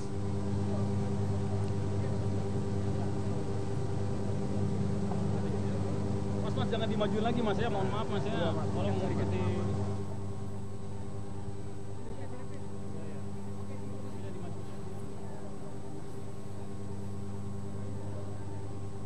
Ini di deretan depan ini ada Ferry Mursidan Baldan, ada juga Agung Gumelar yang kami lihat beserta dengan tokoh-tokoh dari Partai Hanura dan Partai Nasdem. Ini sedang bersiap untuk kemudian menggelar. Ya. Mohon maaf, jangan dorong-dorong lagi Mbak. Mohon maaf Pak, jangan dorong-dorong Pak. Ya. Pak Ferry, sebentar boleh Pak. Bapak, jadi pagi ini diundang ini untuk agenda apa Pak? Apa saja perbincangan yang berlangsung antara 4 partai ini Pak? Ya ini tadi ketemu Ketua Umum dengan Sekjen, dengan Pak Jokowi. Setelah ini deklarasi 4 partai ini, kan Hanura kemarin belum. Terus habis itu deklarasi Capres-Cawapres, sudah itu balik ke sini, makan siang baru ke KPU. Artinya sekarang yang akan berlangsung ini deklarasi penggabungan Partai Hanura ya Pak ya? Ya, tapi didahului tadi pembicaraan 4 ketua umum dengan Sekjen dan 1 dengan Pak Jokowi tadi. Sesaat lagi berarti akan dimulai konferensi pers. Terima kasih Bapak, terima kasih. Ya, berdasarkan informasi yang kami dapatkan dari Ferry Mursi dan Baldan, ini sesaat lagi akan berlangsung penggabungan Partai Hanura.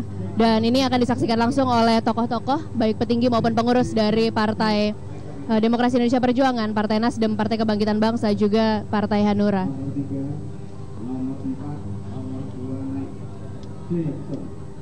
Pak Pram, boleh ngobrol sebentar nggak Pak? Tapi kami nggak bisa ke situ. Maaf ya Bapak. Ya, Bapak, tadi untuk undangan pagi ini, pertemuan ini membahas apa Pak di Teguh Umar ini Pak? Ya, jadi intinya kan nanti sebentar lagi kita akan deklarasikan siapa yang menjadi cawapres dari Pak Jokowi, dan kita akan mendaftarkan pada nanti jam 1.